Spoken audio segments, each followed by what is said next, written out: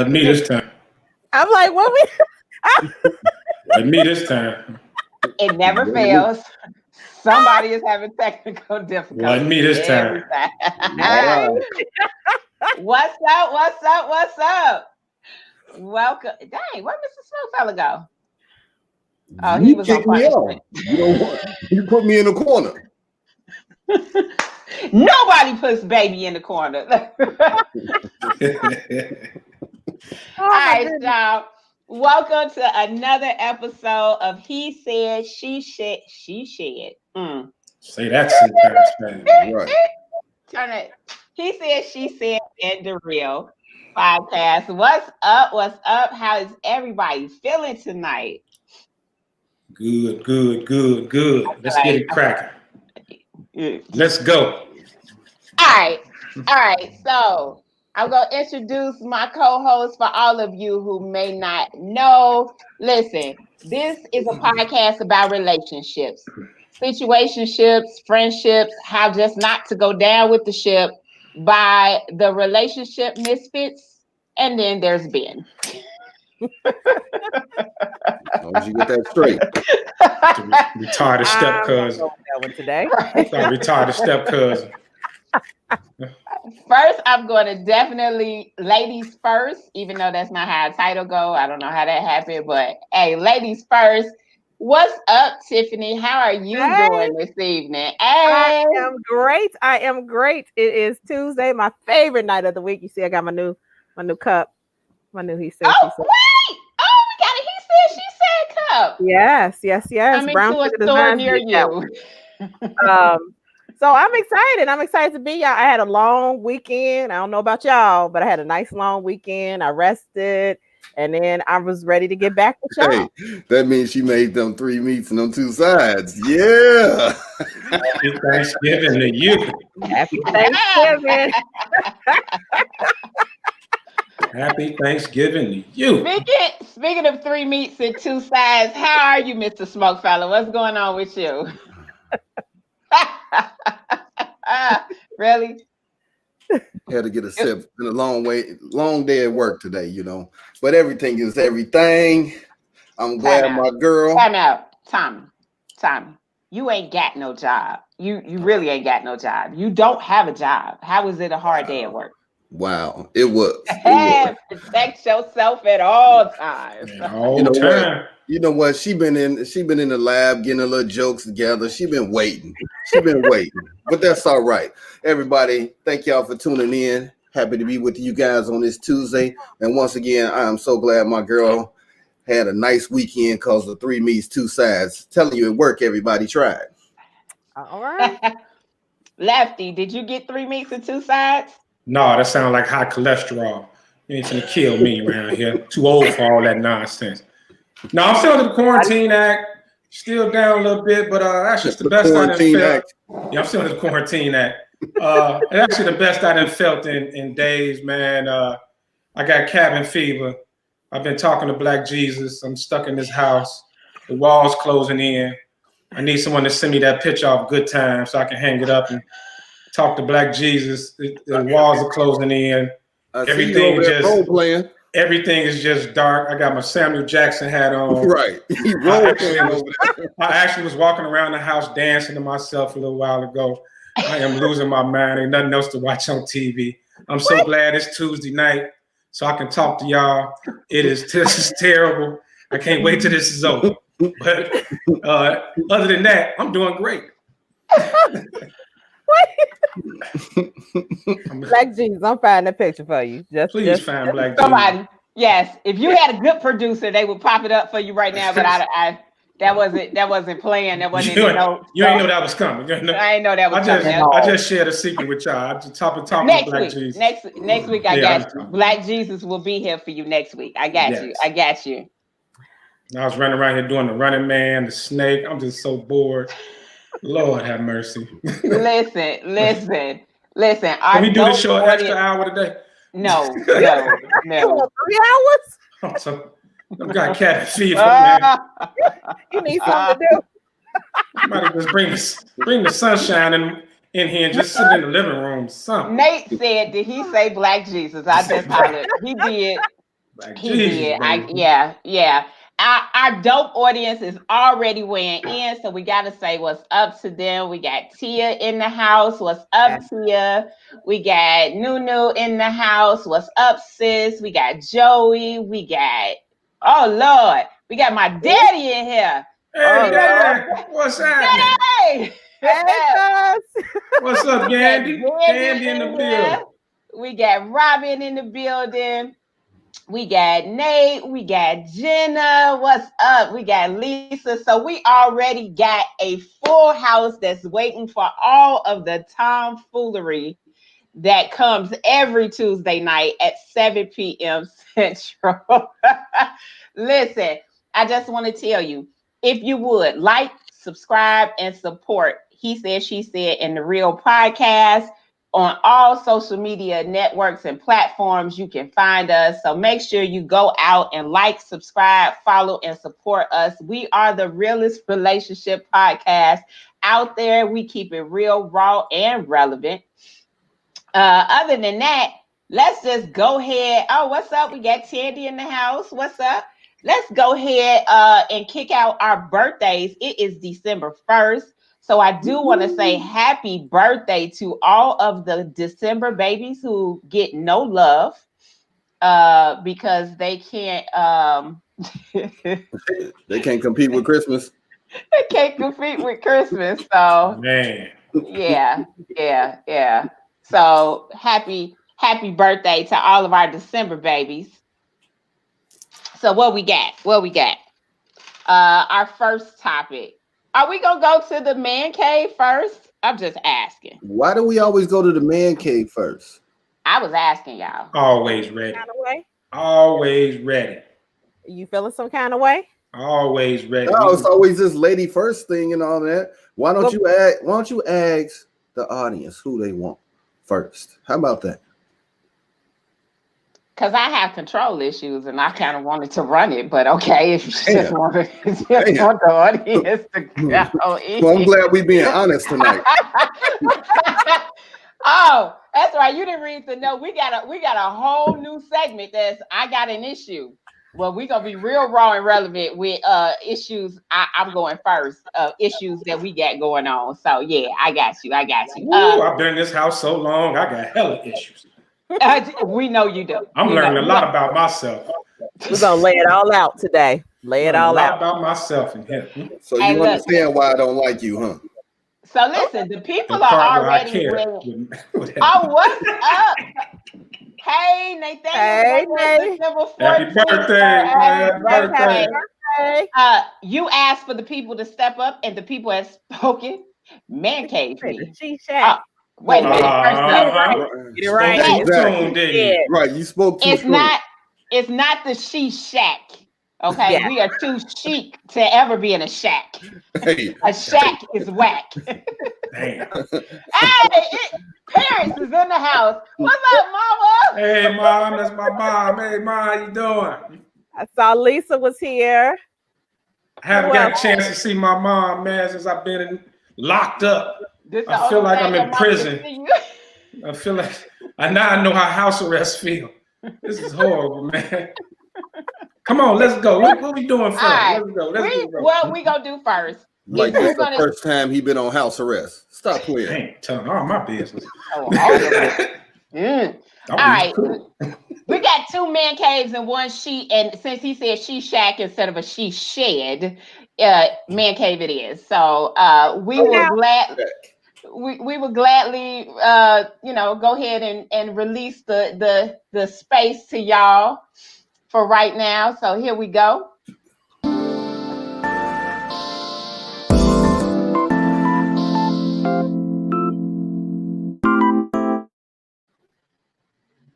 Welcome to the Man Cave. Man Cave, this is where the fellas sit here and we talk that talk, and we surprise you ladies and let you all know we talk more than just sports and women with big booties and all type of stuff y'all think we talk about in the locker room. We actually have serious conversations sometimes. Sometimes we even, I ain't gonna say pour our heart out to each other, but we'll share some things with each other, some intimate intimate things, or if we going through something or feeling a certain type of way, you know, with the close homies. So we gonna share that with you. Yeah, I know, Ben. We gonna.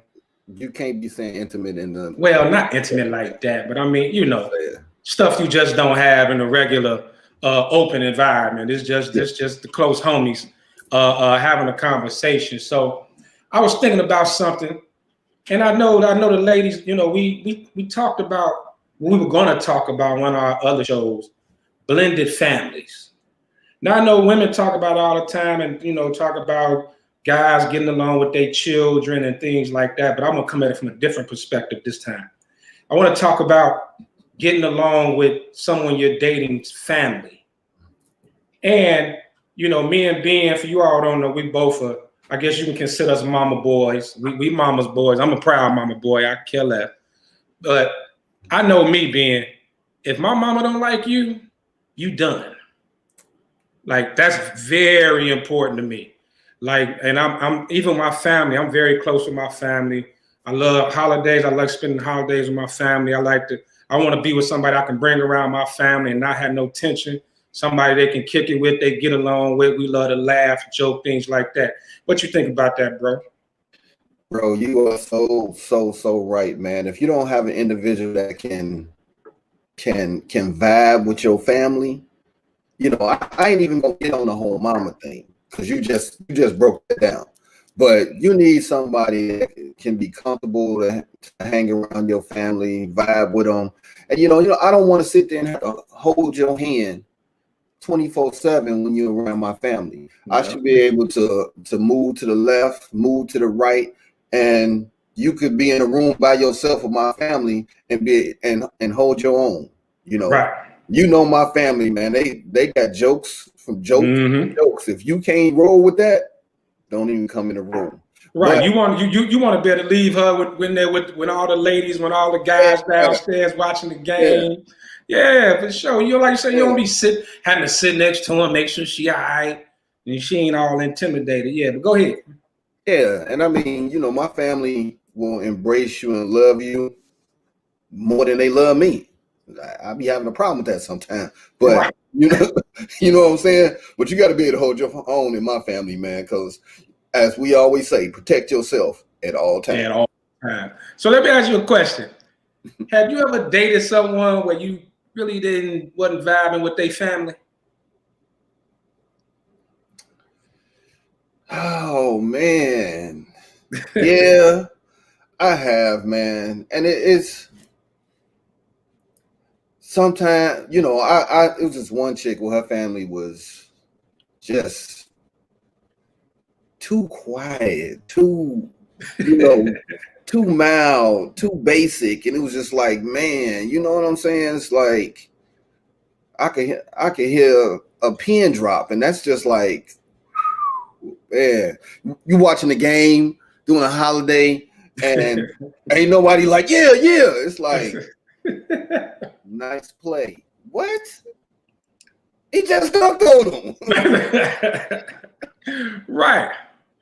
Right. So I dated a young lady, man, and you know, I ain't gonna put no names out there, but man, and Tandy, a great point. You got to be able to talk junk at the spades table. You better spades and beard. If you can't play, boy, you're gonna get embarrassed. Don't be sitting there looking crazy. But yeah, I actually dated someone, man. Her family, you kind of like different sides of the track, man. They were a little more from that hood side. That you know, they were the tough family on the block, right? So here I come, corporate, got my shirt and tie on. I'm coming to visit and all that. So I had to, you know what I'm saying? I guess they had this kind of test me type thing where they call themselves like trying to punk me. You know what I mean? So that was rocky, man. It's something I would never want to experience again. But I mean, everybody from the father to the brother to the cousins to the nephews, like straight trying to punk me, like, yeah, like running up on me, man. I really had to like bring that side out in me, which I wasn't you trying to be respectful with the family staff and other. I wasn't feeling that at all, bro. I've been down that side too, where everybody try to play the tough guy. They want to see, because you know, you try to be respectful to somebody else's family, and you don't want to show that side or even show that you even know about that side, because man, you trying to get them yams. Right. But wait, hey, let me tell you this. Well, the first line her old man said to me, he's like, "Oh, this is a big one. I'm gonna have to pull the big gun out for him." That's the first line her father said to me. Now here, I'm a grown ass man. I'm like 26, 27. I'm looking like, really? Man. You know what I'm saying? Like, you know what I'm saying? I'm in this man's house. That's one side of you just like, I ain't no punk, man. But then it's that side of you gotta get that little fake smile and play it off. Yeah. But yeah, for sure. But but down the line, man, that mutual respect finally came. You know what I'm saying? Ha ha. Yeah. Tiffany say always lead back to the yams. Hey, ain't nothing wrong with that. Yams are good. Didn't you have some over the weekend? So Gandhi chimed in, said, hell yeah, her family loved me, but her family was too trite. That's why I chose not to do family functions if possible. Oh, wow. So you actually stayed in a relationship? Gandhi, when you ever get a chance, answer that for me. So is that, okay, we got Joy's sister chimed in. What's up, Missy? Facts. I love family and social gatherings, but a non-perfect world, you got some mothers who couldn't decipher these are two different relationships. Your girl and the mother should not be fighting for your attention and love. My mama always said, if a man don't love his mama, he can't love you. Those are facts. Wow. Big facts. Chime in on that, Ben. You know what? You my boy, 30 years in the game. I don't think our moms are those ones that, be fighting for attention and all that. But our mamas will be honest about the women that they encounter that we are dating. Right. I remember back in the day, man, my sister taught my mama one word, and hoochie. I was in high school. And after she taught her that word, everybody. Oh, Ben, you froze up. Hold on, we lost. Ben, you back? You back? Okay, Ben froze up for a second. He froze up. Oh, he froze up. There you go. He moving again. I think Nicole in the background messing around. You going in and out, Ben. So what Ben was saying, his sister taught his mother the word hoochie. And every girl after that must have been being called hoochie. But Ben, you back? No, he not back. No, you going in and out, bro. You going in and out. Nick, jump in. Nick and Tiff, come on, jump in and help us out. Yeah, I think this goes both ways, though, because I have definitely experienced the mom that gives you like I'm with Gandhi. That's that Boost Mobile. Gave you that one up, like, and with those salt in they son's game, like the chick he had over here yesterday was cuter. You'd be like, wait, what? Whoa. What? Oh, mamas be throwing salt. Oh yeah. That's one thing. One thing I say about my family, everybody, they're very respectful, man. Like they don't bring up exes and all that. I've never experienced that either, as far as bringing up ex-boyfriends and stuff like that. But definitely that. I was in another relationship where I couldn't. Everybody in her family was cool. I wasn't too fond of her father though. Luckily, they weren't that close, so it really didn't affect it, even though it didn't work out. But yeah, but for me, that's huge. I don't know how you all feel about it since y'all joined us in the man cave. Yeah. So what about you, Tiffany? Wait a minute. Apparently, the pit bull wasn't at the door, so there you go. We didn't. Right. I put him up today. Y'all come on me. Yeah. Can y'all hear me? We can hear you now. Am I back on the screen? Yeah, you are. Oh, I'm like, man, I'm seeing what I see, but I guess Nicole over there messing with me. No, you was freezing up, bro. I've been messing with her. That's that Boost Mobile. Don't blame me. My hosting duties is on point. That's that Boost Mobile. I think you've been messing with me. Come on, Tim, what you got? I was gonna say it's hard. I mean, especially if you are, and I hate to use the phrase, coming from different classes. So dating somebody that's a little bit more hood than you are, and they family is straight about it, and they like, dude, we about to rat out, and what we going? Like, what you doing right now? I'm going home. But Right. yeah, you don't. I just couldn't do that. But a lot of that, if you don't get along with their family, I think you probably won't. Your relationship will not be successful because there's just too much of a dynamic, especially if your mate or the person you're dating has a good relationship with their family. Now, if it's a broken relationship between, the girl and her father, the girl and her mother, or the male and their parents or whatever, it might be okay. But if they have a solid relationship, it's never going to work. Because I promise you, my daddy was looking at folks sideways, like, and why are you here? Well, yeah, you got it. It's easy. It's easy to get past mamas. Now, for guys now, it's easy to charm mamas. The daddies is something totally different. Well, what about the other way around though? Like, I imagine it's the some same of y'all thing for you have all. no. I mean, some of you guys have charmed our parents, and we don't like y'all anymore. But Absolutely. our parents still like y'all, and our parents still bring y'all up, and that's the it's setup. like, it's a setup for real. It is. Listen, when I break up with you, the whole family break up. I leave a stain. I leave a stain. I'm gonna be around. They're gonna compare the next 2-3 boyfriends to Damani. Well, he alright, but he ain't that nice Damani boy.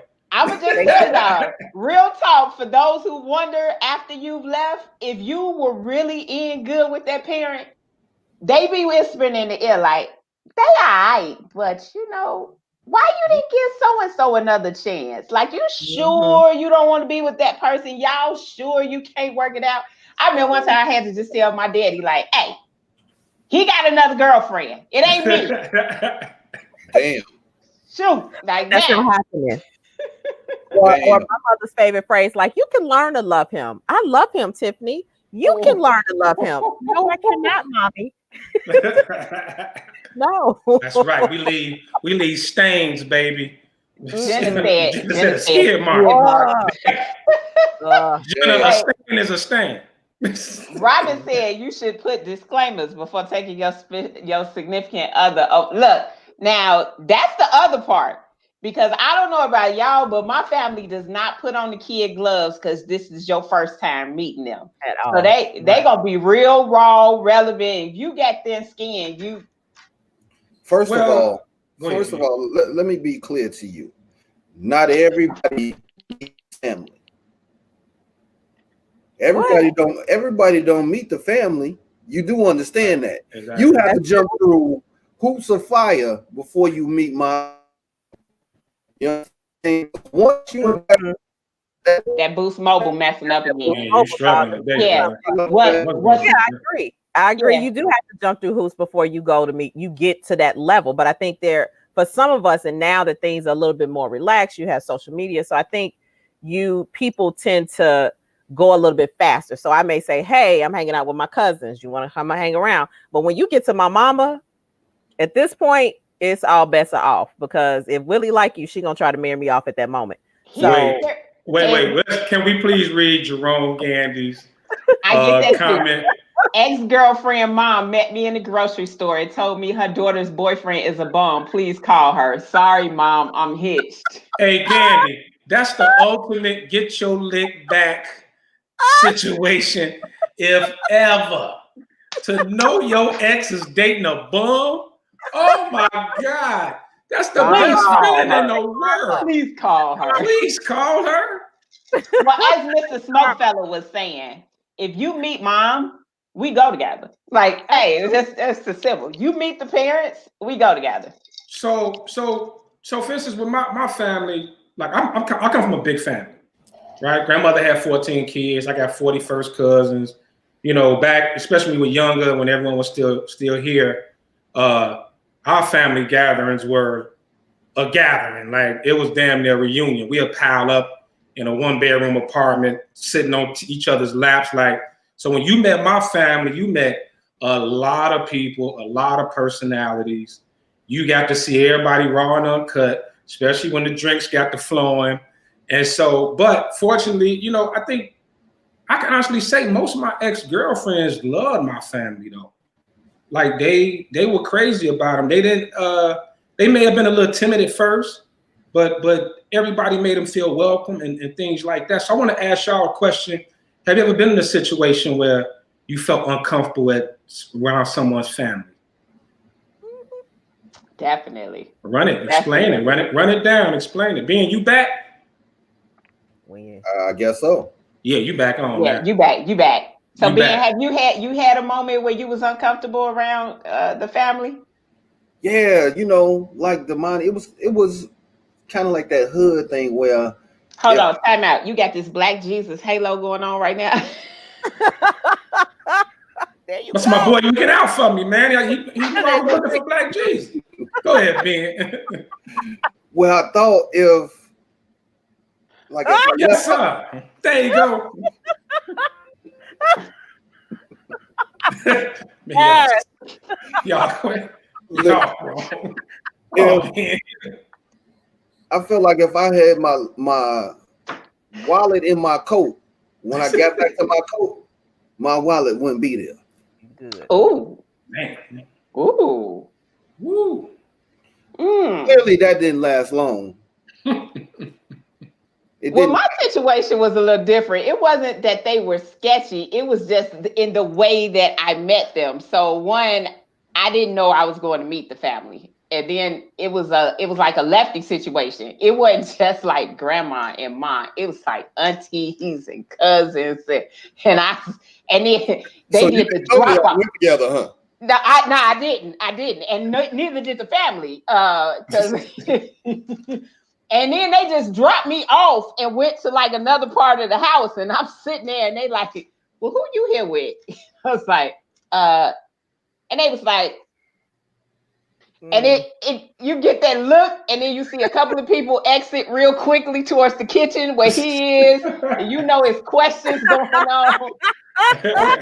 Then they come back and ask you questions. Grandma out there, Earl, who this girl is? That's not the same woman that was here last week.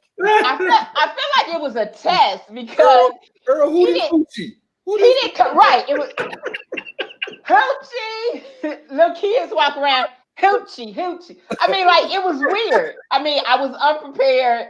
And like you said, I didn't know we didn't go together, so I didn't know. I was. You didn't know y'all went together, but he went together with you. Right. Yeah, that was a test. That was like, let me see how my family, because real talk, families will destroy relationships. That's true. Meeting the family is like a test, and you got to pass it, or So you know what's bad? What? You meet the family, and you see her mama, and you be like, "That's what she gonna look like." Damn, that ain't right. That's just wrong, dude. That's wrong. Flag on the play. I ain't got nothing to throw today. There you go. Flag on the play. Bro, 15-yard penalty. Come on, man. Bro, you trying to tell me you never looked and thought that? No. I'm lying. I'm lying. I'm lying. Don't put me out there by myself, man. Yeah, you ain't supposed to tell that on the show, though. We got to keep some things on the low, bro. We got to keep some things on there. Tiffany, you ever been in that spot? Yeah, absolutely. I told you, I felt like I had walked into a room and they were conspiring to like rob a bank. They weren't trying to rob a bank, but they were actually on something shady. And I was like, oh, it's time to go. Like, and they all was red tipping it, huh? They Did you get it? Were you in a situation where the female cousins and the sisters looking at you all like, oh, who is absolutely. this big? Like, who is she? Where did she come from? Oh, she thinks she the ish. Or they was cool with the ex-girlfriend. Oh, and don't let me walk in there with some letters on, like by accident. Like, my thing is, if we're going to meet the family, I need to know these things because it's just certain things you just don't do when you first try to meet the family. I try not to wear my sorority stuff. I try because you know that's automatically the first like, oh, you an AKA. You say what? When you walked in, and you were AKA, and they was all deltas. Yeah, I've had that. She had to get on that work out. Yes. Or they want to be something. Hey, and then it's like, oh, over here, they trying to side up on me. Hey, wait a minute. I have had to do that one a couple of times. Like, girl, I need y'all to ride out. Come meet me here, or come get me. But yeah, like I've literally been accosted by like women, like, oh, she thinks she an AKA, or oh, I want to be an AKA. Can you get me in? You dating my brother? Can you get me in? No, not doing that. Hey, Yeah. back in my early 20s, this girl, I met her mama and grandmama. I was like, damn, grandma was fine as hell. You are sick. Grandma. I was like, the genes is strong in this family. Hey, we gonna let out one man's secret today. We do look at the other family members to see how the gene pool is working. You see how that gene pool working? What's going on around here? Wait, Nathaniel said it happened to me. This girl mama had that fat pack hot dog neck. I was like, is that what she gonna look like? Exercise. Something like that. Come on, man. Y'all wrong. Y'all are wrong, right. Bro. Oh my. Wait a minute, throw up again what Gandy said. He said they think if you're educated, then you get money, you getting paper. Yes, they want to reel you in. Absolutely. Oh, because I even had a guy, a lot of his family, about what my job was. Like he exaggerated my role, and they were like, "Oh, so you have X amount, and you making this?" And I'm like, "What the heck did you tell them?" He was like, "Oh, I just kind of added that you had all of these other extra degrees, and you know, you run this and you run that." And I was like, "And my current resume just don't speak for itself. Like I couldn't just walk in with me. You had to add some extra stuff to it." And well, let's talk about that. Like, I'm in a situation like that again, I'm gonna tell them I'm on fries. And they're gonna run your ass out the house so fast. They're gonna let the family pit bull out on you quick. They're gonna ask me, I'm like, yeah, I'm like Calvin. McDowell's? McDowell. Hey, real quick, before we shut the man cave down, I got one more question. I'm getting ready. Yeah, I know. We got to shut the man cave down. But speaking of, we talking about blended families, bringing people around the family. How did you feel? Like, was it awkward for you, the first person you brought around post-divorce? Like after the divorce, after you divorced, you've been married, y'all been together, the whole family know this person, and now here comes, you ready to bring new boo around, introduce him to the family. How awkward was that, Nick? What you got? So it wasn't awkward on my side. Mm-hmm. But when that was the situation where I got dropped in, was he hadn't even told all his people he was going through a divorce. So that situation where Auntie was like, "Who you with?" Well, wait a minute. How long his family didn't know? He hadn't, because he didn't live there, and we were like visiting in the area. That's how he announced to some of the extended family that he was going through a divorce. Oh, so you was the home wrecking hussy. You right? I really was. Okay. How long you been dating him? Yeah. Wait a minute. Oh yeah. Where's wife's name? Insert wife's name. They was like April, May, June. Mm-hmm. Oh, she broke up their marriage. I'm pretty sure at least one auntie went outside and called the ex-wife. It was like, y'all getting a divorce? What's going on? I just found out. And who is this hussy he done brought to the house? You definitely was a hussy, a heifer. You was a home wrecker. Yeah. But what about the first person you brought around after your divorce? Was it awkward? It wasn't awkward for me. And I think because I've been single so goddamn long. Unlike men, for the most part, we ain't dropping another dude in our parents' spirit right after a divorce, right? We not ushering nobody in. So mine was a significant amount of time, and something for us to talk about on another show. He wasn't new, right? Because what I find after divorce, we tend to go back and date people. You do know you in the man cave, so you throwing shots at the men. You do understand that. What? I throw shots wherever. I'm all right. Okay. You'll be all right. Ben, what about you? No, I ain't had no issues because I didn't bring anybody around for a while. It was a long time. You know, my family thought I was just gonna be, you know, the most interesting man, playboy, after it was over with for me. But see, my situation was different. I didn't go through a divorce. Remember, I'm a widower. Right, you're a widower, right? For sure. Yeah, so it's a little different for me. Right. And Nicole, if you keep it up, I'm gonna have Juarez down in El Paso come see you. Keep it up. I got connections. Tiffany, you ever been in that situation? I've been the new girl after the divorce. Yeah, I've never been married. So, you the home wrecker. I'm the home wrecker. I show up like, oh, like you didn't tell your family you were dating somebody new and you decided to bring me to the family dinner, the holiday dinner. Like, that's probably not a good idea. Did you get a lot of questions? Oh yeah. How did you all meet? When did you meet? How long have you been dating actually? And how, like, are you really seeing each other? Like, or are you just good friends? So I used to get that a lot. What about you, Lefty? You know what? I think my family was happy. I just didn't go back to the streets super hard. Like, Lord, I thought he was going to be out here wild. But he settled down. I think they were happy for me. But my family real easygoing, man. My family's so easygoing. And you know, my girl, she's very, you know, she's easy to get along with, real likable. So it wasn't awkward at all. I ain't gonna lie though, you know, when I first was bringing her, I was like, oh man, I know the looks. You know what I mean? This the first time, you know, the looks gonna look like, because my ex-wife and my family got along great. Like everybody was real cool. It was no, you know, they were crazy about it. It wasn't no beef, no nothing. Even after me and her, you know, divorced or whatever, nobody got no problems with each other. But so I was a little nervous, but that ice got broke real quick. So yeah, I had a little butterflies at first, but it went away quick, and everybody get along, still get along to this day. They crazy about it, everything cool. So it's all good. Mr. Smokefella, what's your hand up for?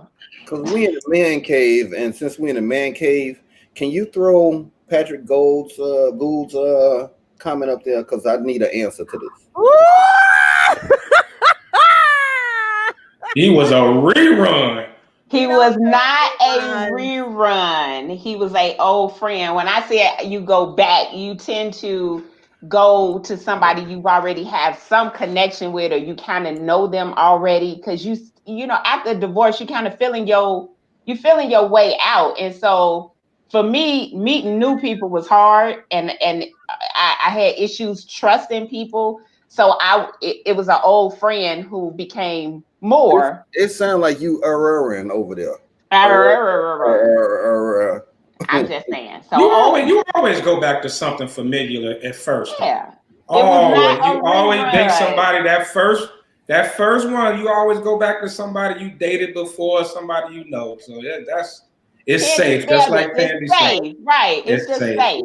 Since we in the man cave, somebody you didn't smash good enough. You want to really smash him. I had never smashed him. Oh wow. Or it could just be somebody that you actually smashed really well, and you already knew that it was. Well, that's true, but that mine wasn't. It was somebody I had a connection with, but I had never. Camo, you said that all nice and sweet. It's like right. That you smashed real well, you know. Right. All right, y'all, man. We thank y'all. We thank y'all for coming into the man cave. Ladies, thanks for your input. Let's get on with the show, man. Thank you all again. Listen, thank you for inviting us into the man cave. We make it dope. I mean, that's just what we do. That's just what we do. Just remember this: before you take that dude over your house, tell your mama to put on some smell good and look real good, because he checking her out to see what you gonna look like. Damn, I actually know that because somebody messed around and said, "Oh my God, if your booty gonna look like that at your mama age, you good." So I was mad he was checking out my mama booty. So that was kind of bold. Damn, very bold. I gotta show him some love for that one. That's strong. Yeah, that's strong. That's something you go back and tell the homies. You don't tell that to your girl. Right. He said it like I think it was a shot, but whatever. I got good genes, so it's whatever. There All you right, go. so all right, y'all. So let's go ahead. We're moving to the she shed. So I am going to move our men. We don't need no dog. So I'm gonna move y'all on off the screen. Yeah, that's Sit, Cujo, sit. you control the screen. You'll be all right. I do. He always say something right when it's time for me to move him off the screen. I do. I have control issues. I own that. So. There you go.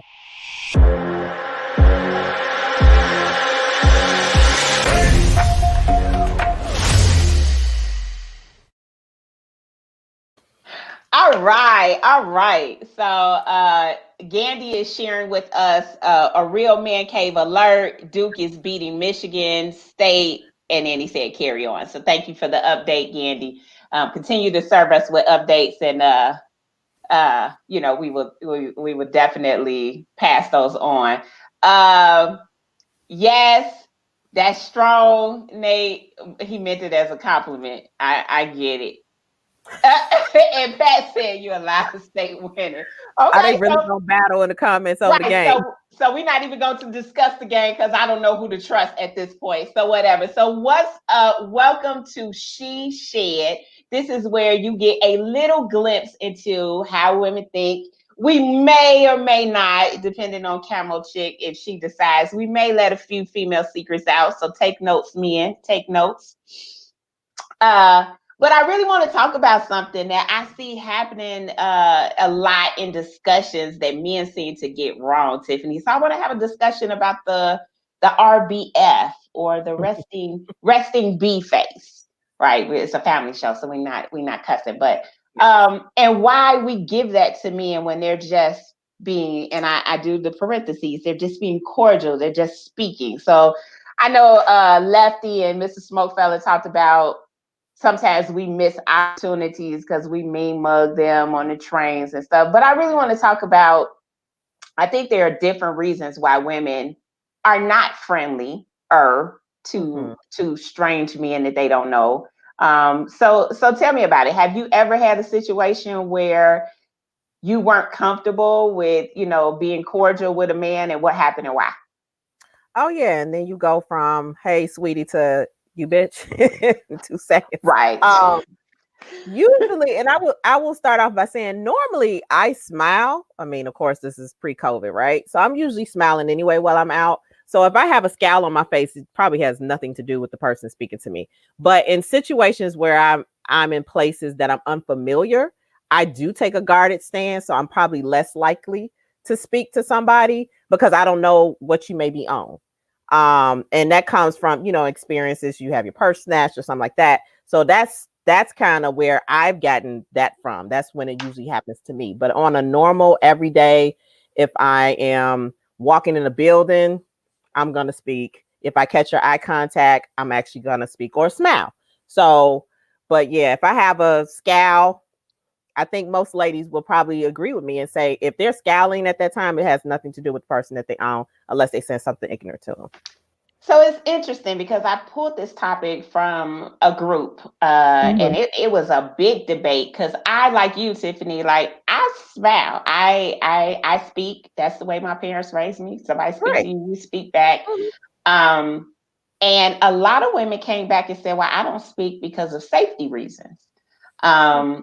And a few shared like a video of a young lady where a guy was flirting and he took the flirting and she wasn't, giving it back. And it went from flirting in the store to him following her to her car. And, so it became like a thing where she doesn't speak to any man because she doesn't feel safe.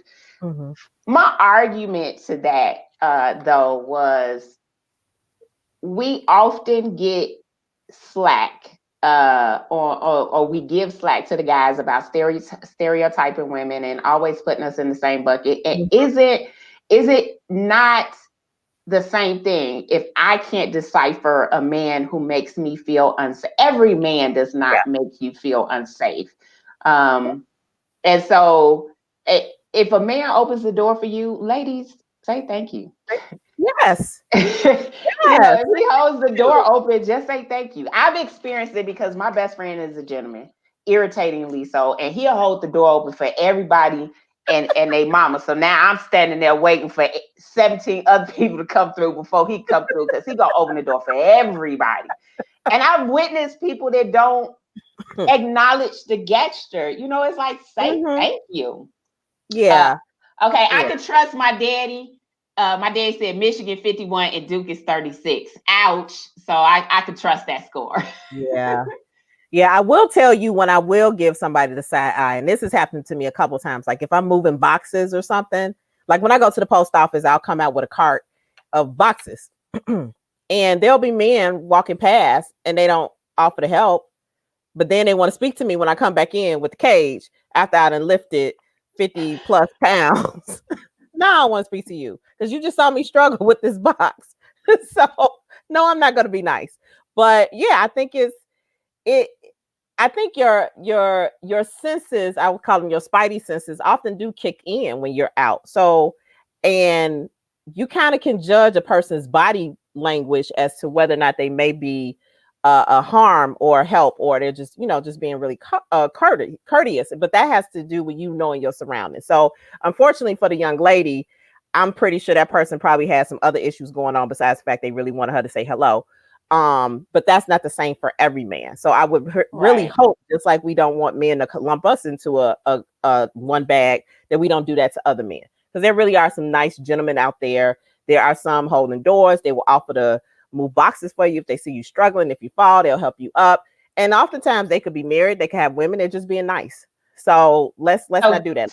So Gandhi brings up a good point. He says you gotta make us laugh. Listen, if you can catch me, I'm trying to tell you, I may not even been paying attention to you, but if you make me giggle, you probably gonna be able to engage in conversation. So that's a great point.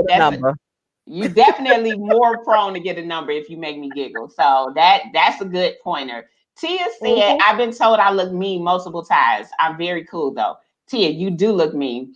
I know you will. I sat next to you on the train. But you are very cool. But sometimes how you look is not approachable. You know what I'm saying? And I'm not saying to you, Tia, but I'm saying some women are not, they don't look approachable. And yeah, I'm gonna call out the women. I think it's a cop out, and I'm gonna say, women, we complain about chivalry is dead. We complain about men not being gentlemen. Jenna said, Nicole, I know who you're talking about. He is a mess. He is a mess, but he is definitely a gentleman. And I would just say, I've witnessed it for him. And it hurts because he's just being a nice guy, and I've seen it not be appreciated. So, ladies, I would just say, like, let's make sure that when guys are doing something nice without sketchy stuff, like Vanessa said, it depends on my location. Absolutely. I'm not giving full T smiles at the gas station. I agree. Oh, now, in the gas station, you might get a head nod. Like, hey, wait a minute. Hey, but if you offer to pump my gas for me, we go together. Absolutely. I actually had that happen to me at a gas station. A man who was in a car on the other side, he offered to pump my gas. And I was like, boy, I'm about to take my... Anyway, it's a family show. But I was so shocked. And he really just did it to be nice. It wasn't anything after that. It was just like, you have a nice day. I didn't want you to mess up your outfit. Thank you. And it goes back to us. Our perceptions are based on our experiences. So if I have had an experience every time where somebody has made me unsafe in a situation where they've spoken to me or something has happened, then yes, I probably am going to look at people differently when they're trying to talk to me. But in most cases, for many of us, that's more isolated and you have better experiences. So, ladies, we should not be out here. If a man speaks, speak back. Actually, I speak first sometimes. And it helps. I'm gonna tell you. I'm gonna tell you that for me, it has been a good icebreaker where what may have just been a friendly interaction where they were just speaking, I might come back and be like, hey, you just made me smile. And then from there, I'll be walking away with the digits. He might not have planned to give them up, but I got them. You know what I'm saying? Yeah. So ladies, like sometimes we have to make it easy for men to approach us because we're always expecting them to approach. I'm mad at Candy. I'm sorry. That's because he want to pump something else later. Girl, I hear some knocking at the she shed. Can you please let him in? He keep knocking at the door. What do you want? Hey, I'm like, you put $40 in your tank. You sure you got the full 40 and not 20? Because he took your gas handle and put it in his. No, he was on the other. He switched the gas. He switched the gas handle. You got his 20, and he got your 40. You know what? You wrong.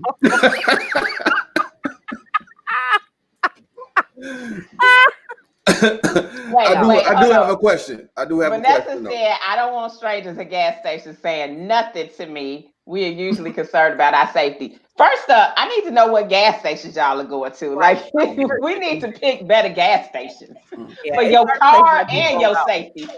Look, for your car and your safety. I do have a question for you ladies. You know, you ladies are really good at picking up if a guy is interested in you. Have you ever seen a guy that, you know, he was like, oh, he's attractive, whatever, and he looks at you, gives you like that eye, but he never shoot his shot?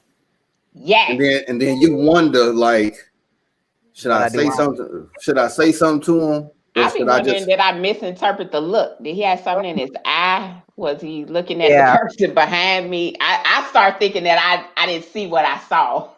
Yeah. And honestly, like I think the older I've gotten, the less likely that I would be like, oh, to initiate exchanging information if he hasn't said anything. Like when I was younger, I was like, oh, here's my number. I think for guys, you have different kind of guys. Like I got homies who they don't care if you got a scowl on your face.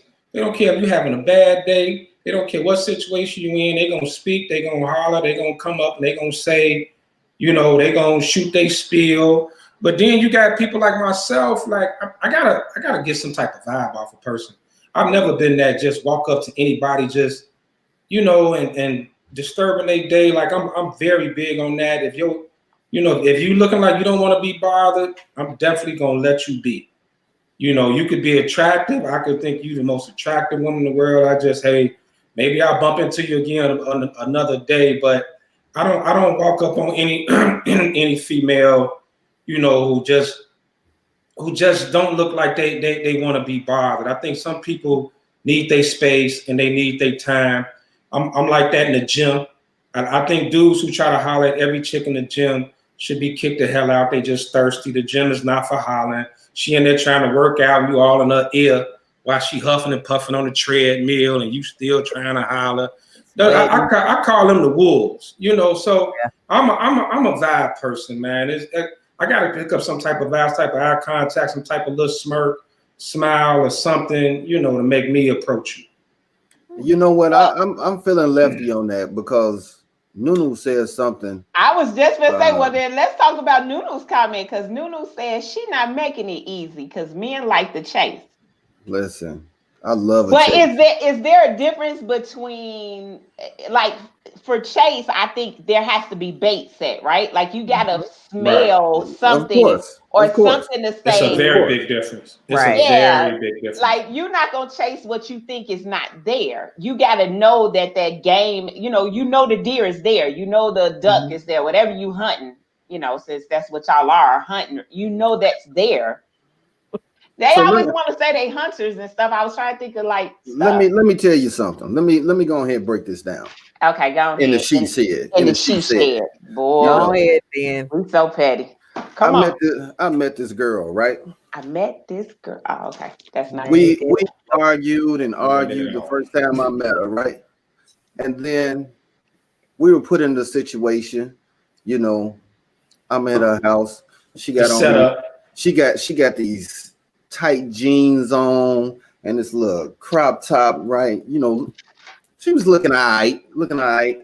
So I'm sitting waiting for my guys to come through, and here go the chase part.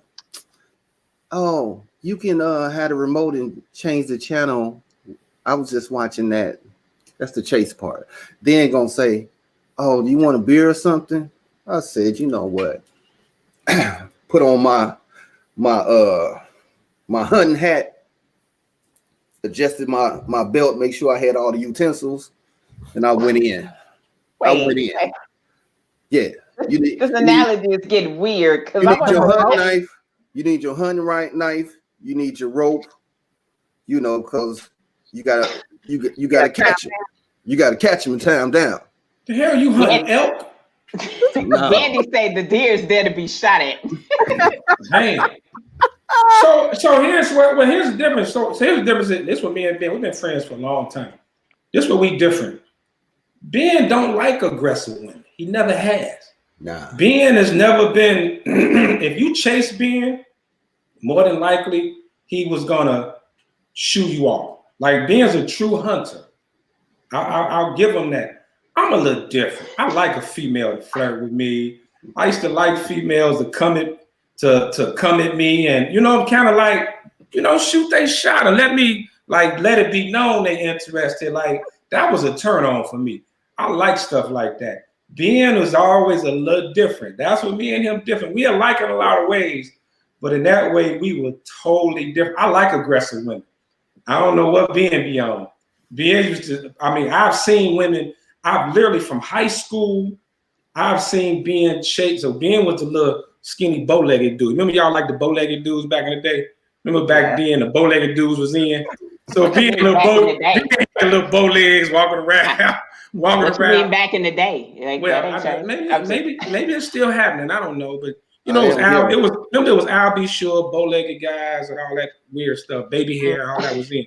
But I've seen women chase Ben, literally like run him down where he could have got the draws right then and there, and he shot it down. He shot it down just like that. Tandy said that girl was just being a good I was going. I was going. She wanted. She decent looking. I was going. Ben was totally different though. Like but the guys are different. Guys, it's up to each individual guy. Like, Ben love that hunting shit. So let's transition because I think that's a great question for women. I think that's one that we balance over and over. How aggressive is too aggressive, and how much of a chase should we, if we're interested, like somebody just got engaged, they say she a famous singer. I don't know who she is. I ain't never heard nothing she put out, but some girl, and she got her boo by sliding in the DMs.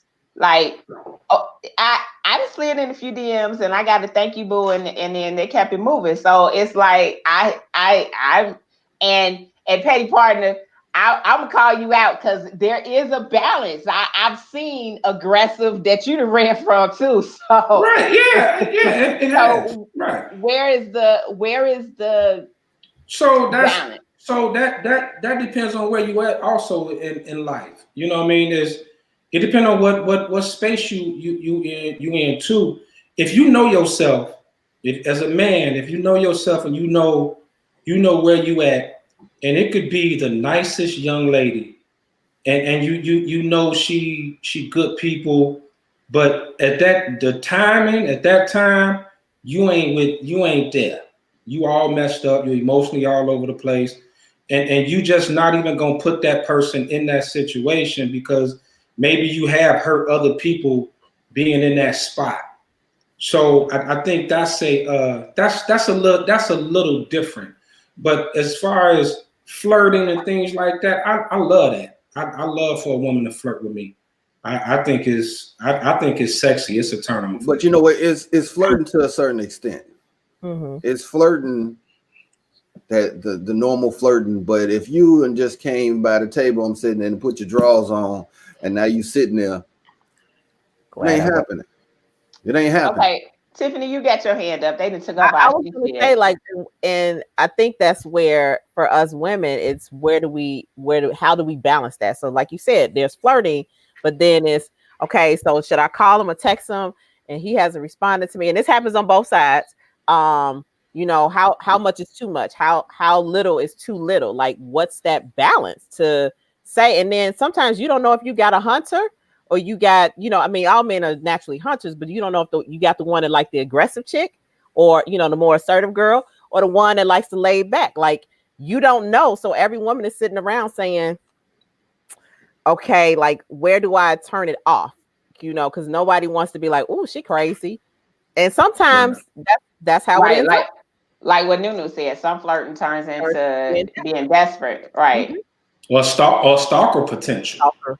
Stalker potential. Definitely, it can definitely turn to stalker potential. When it's, I've never been the cold-hearted type to just like shoot a chick down, like, nah, I'm straight, get the hell away from me, nothing like that. But I mean, yeah, I've also been in situations where I ended up in a weird ass relationship that I ain't never even hugged this chick, and it turned to a whole stalker thing at work where I had to go to HR.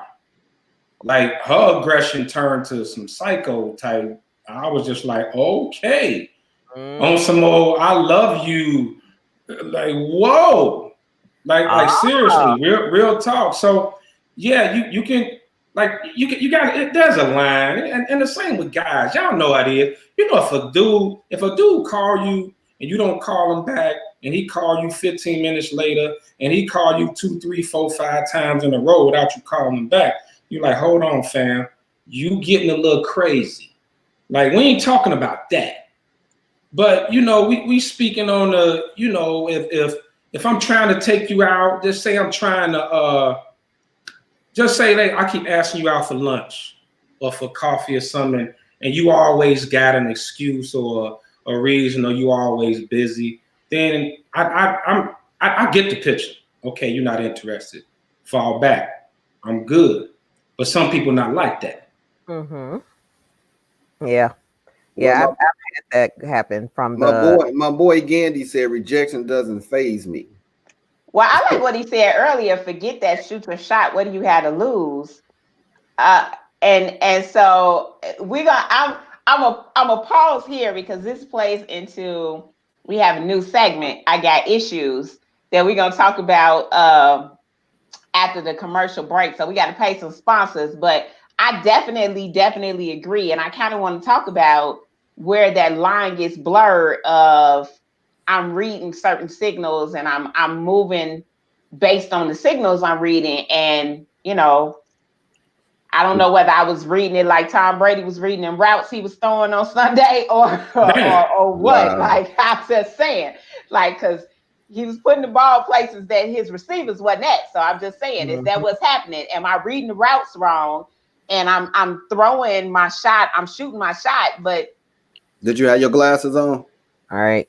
Wrong game. It was the wrong game. Was you reading the defense like Mitch Trubisky? Oh. Wow. Hold on. Like, really? I'm a Bears fan too. That's what's sad. Damn. My heart is still broke from that disastrous loss to Green Bay. Like, we didn't even go in with any dignity and lose. Like, we just lost. Like, we got beat like a little black kid who stole something in the store and the beeper went off. Like for real. Like, oh my God. It was, it's a different kind of beat. You can stop playing. It's a different kind of beat when they find out you stole something because they see it in the car versus they get to the line and then the woman want to look through all their bags and meanwhile you got something in your pocket. That's a different kind of beating. I'm just saying. And that's what we got Sunday night. But we not going to talk about that. That's a Nate Robinson beating. Everybody lay out. Oh my God. Nate Robinson challenge, that was horrible. Yeah. God. Oh my God. All right, we finna go pay some bills and we will be right back.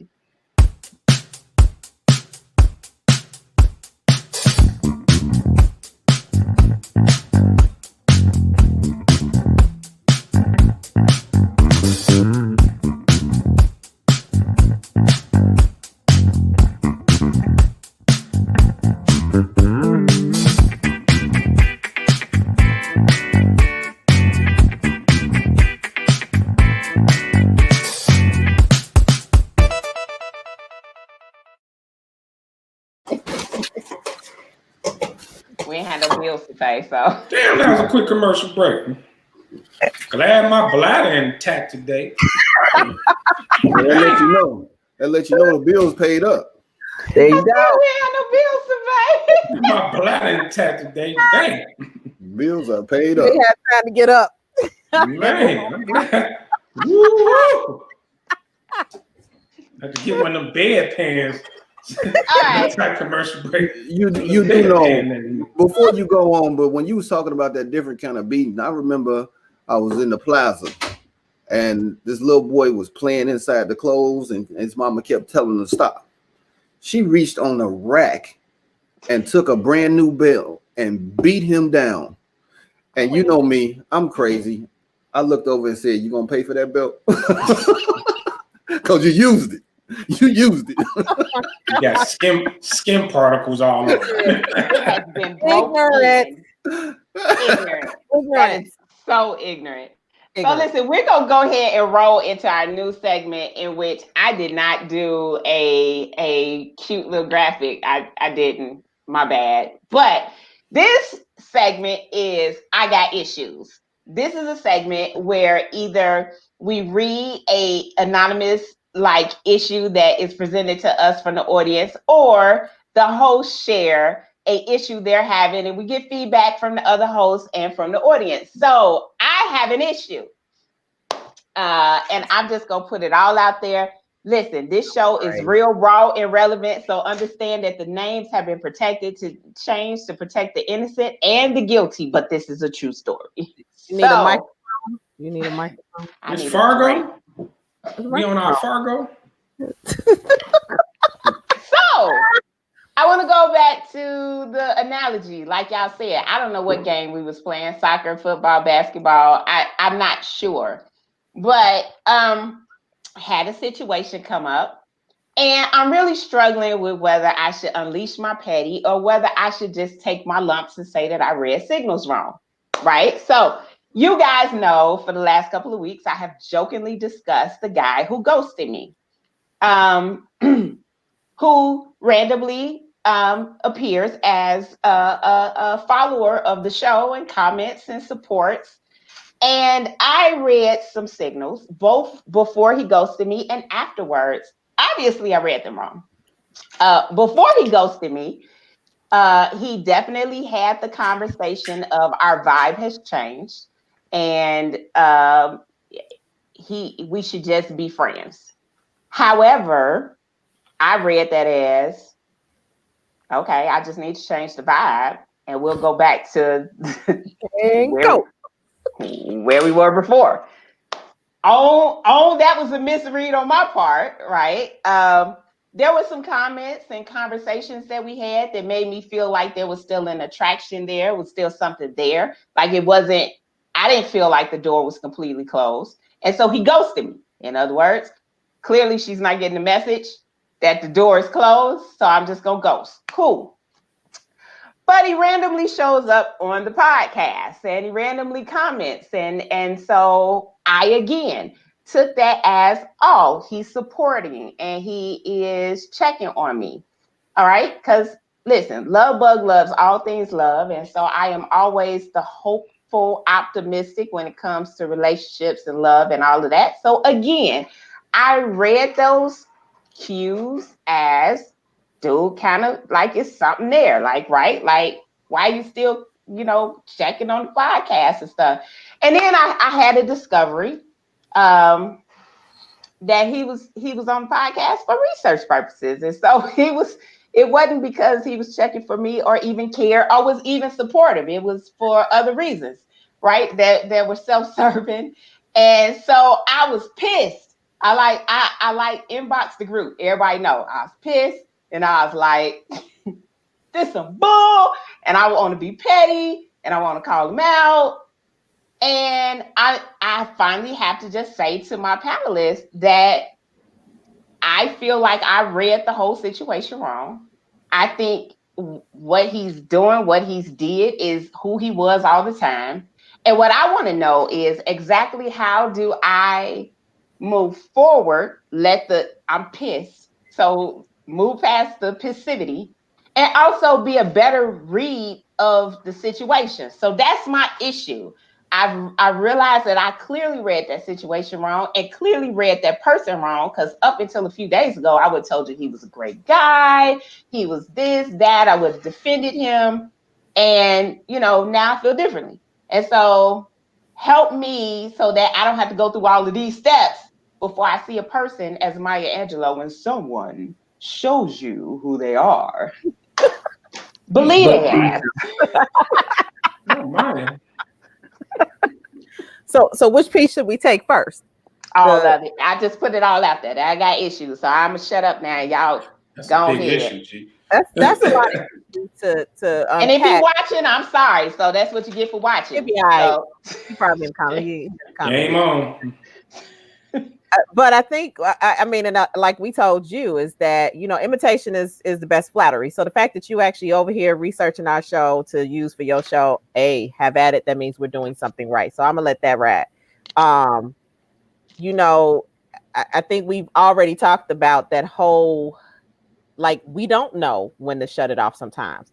And I know you love bug and you love all things love bug and love, and you want to go after it. I think it's more so for you to figure out what's going to be, when do you say no? After he has kind of stepped back or recognizing those signals, to step back and say, he ain't it. Because I definitely was feeling him. I put it out there. It definitely was more than infatuation. Like, it was a deep connection. I don't think that was. I don't think that was fake. I think that was real. The connection was real, but the way we ended and I think what drives me nuts, and maybe you guys could talk about this. I hate ghosting. Just give me that closure conversation. Now, I know we talked about that, but get me out my own head of what happened, what I said, what I did in that final moment that transitioned it to, all of that. I think you just said the key word, and it's closure. Mm-hmm. And sometimes, sometimes it's the hardest thing to accept when you don't get closure. It's comparable to losing a loved one to death, like all of a sudden, right? I don't know. I know I've experienced it. Like, you just lost a loved one all of a sudden. It was unexpected. You don't know why. You don't understand why. And you never get answers. And there's really no answer to give you. You're asking God, and why did this happen to me? And why did this happen to someone I loved? And this, that, and the other. So even though it's not as deep as death, but closure is just a tough thing. So I listened to T.D. Jakes and a few other pastors and motivational speakers who spoke on it about. It's something that we feel like we need, mm-hmm. but sometimes we have to just accept it. And it's the hardest thing in the world to accept. And you're not going to always get closure. Some people are just going to be assholes and are never going to give you what you need for you to move on. So you have to take the responsibility upon yourself to move on. Like, you're not going to get closure. This situation, me and you have had conversations about it, Nick. You're not going to get closure. Whatever the reason is, you'll never know it. You'll never find out exactly what's really going on. It could be something genuine. He could be messed up. He could genuinely be messed up, or he could be an asshole. Mm-hmm. But you have to accept the fact that you aren't going to get that. And you have to let go and move on. And that's our pride. Our pride needs closure. Mm-hmm. Our pride needs closure. And sometimes people just are gone. Like, it's over with. That's that. Kick rocks, keep moving. Don't get into your own head. And Nunu that's great advice. Get out of your own head. Because honestly, you all weren't in no long-term relationship. He doesn't owe you anything. It's the right thing to do would have been to come to you and talk to you and tell you the real of what he was thinking and what he was feeling and why he did what he did. But let's face it, everybody's not going to give you that. They're not going to give you that. Or what I would have been okay with is, don't zombie me. If you're going to ghost me, go.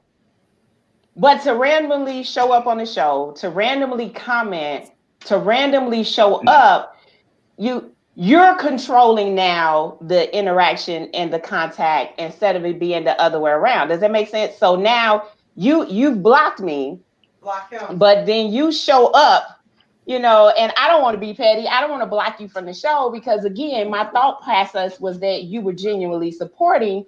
But it's like, if you care, then go. I'm fine. Okay, you're not going to give an answer, go. But I think it was the back and forth and the inconsistent missed signals and messagings that really created more harm in this, because then go. But it was the back and forth. So, Mr. Smokefella, I know you got something to say. Well, quarantine, my brother just broke it down. Quarantine and made his mind frame, his thought process. Man, he broke it down. Yeah. My question to you, is this the first time you've been ghosted by somebody that you actually was feeling? No. That you really, because it seemed like it hit you in a spot that you can't get rid of. And no, it's not the first time, but I think it was the ghosting and then the reappearance, the zombie, because it wasn't really ghosting. I've been ghosted where someone just didn't show up, and after a week or so, I'm good. I'm used to them not being around. It's the zombieing, which is you just randomly show up, and out of nowhere, and it creates more questions, right? Like you randomly show up, you randomly, and for everyone, like this, let's just say that there were significant conversations and relationships and feelings exchanged on both parts. So I understand this wasn't a long-term relationship at all, but it also, what I know that wasn't created in my head was the conversations, of it being more than like on both of our parts. It was definitely more than that. So I know what I didn't misread, but the breakup part is just, it bothers me because ghost then. Don't zombie. I think the zombieing thing, I haven't been zombie. I think that's what it is. Well, I ain't had where they keep popping up. Nunu just put the best thing ever. You giving way too much energy to this individual. Period. Point. That's called pride, though. Yeah. That's your pride. I think your pride is really more hurt than your feelings. I think more of it is your pride, because you all didn't build anything. So I think it's and it happens to a lot of people. Our pride sometimes it will make us not apologize. It'll make us stand on a moral that even when we know we wrong, we just gonna stand on it. Like you ever, like you fell out with someone and it was something so small, but both of y'all pride, like, I ain't apologizing, I ain't calling this person, and you look up and it's 6 months, a year, 2, 3, 4, 5 years. And because of your pride, you didn't destroy the whole relationship, and that eats you up as well. So pride can be just as dangerous as it can be helpful. You should have pride. You should stand on something, but you can't let your pride take you to the point to where it eats you alive and giving someone else power over you. But Joy Sis got a great comment there. She got a great comment. I'm a historical ghoster, but didn't look for someone for closure. Don't put emphasis on anybody else about who you are, and you were good enough. My thing was, you were nice, and I couldn't bring myself to tell a man that I didn't want them, but I did learn to be more respectful. To piggyback off of Damani about TD Jakes, he said, don't let somebody's acknowledgement be a prerequisite for your happiness and growth, because there's a chance they won't acknowledge the pain they caused you. And I was to that we expect that when people say why they're ghosting us or why they don't want to be bothered with us anymore, that's going to make us feel acknowledged or justified, and that's not going to help it. And it's not going to happen because really the closure is for us if we need it, right? And so what I've learned is that I don't expect somebody else to give me closure. I'm not going to allow you to take rent in my head, to rent out my head, and me to think about why you're doing this and how you're doing this and how it's making me feel. Guess what? And we've told you many times before, you the prize, boo. You the prize. Right. So the fact that I never said that. Damn.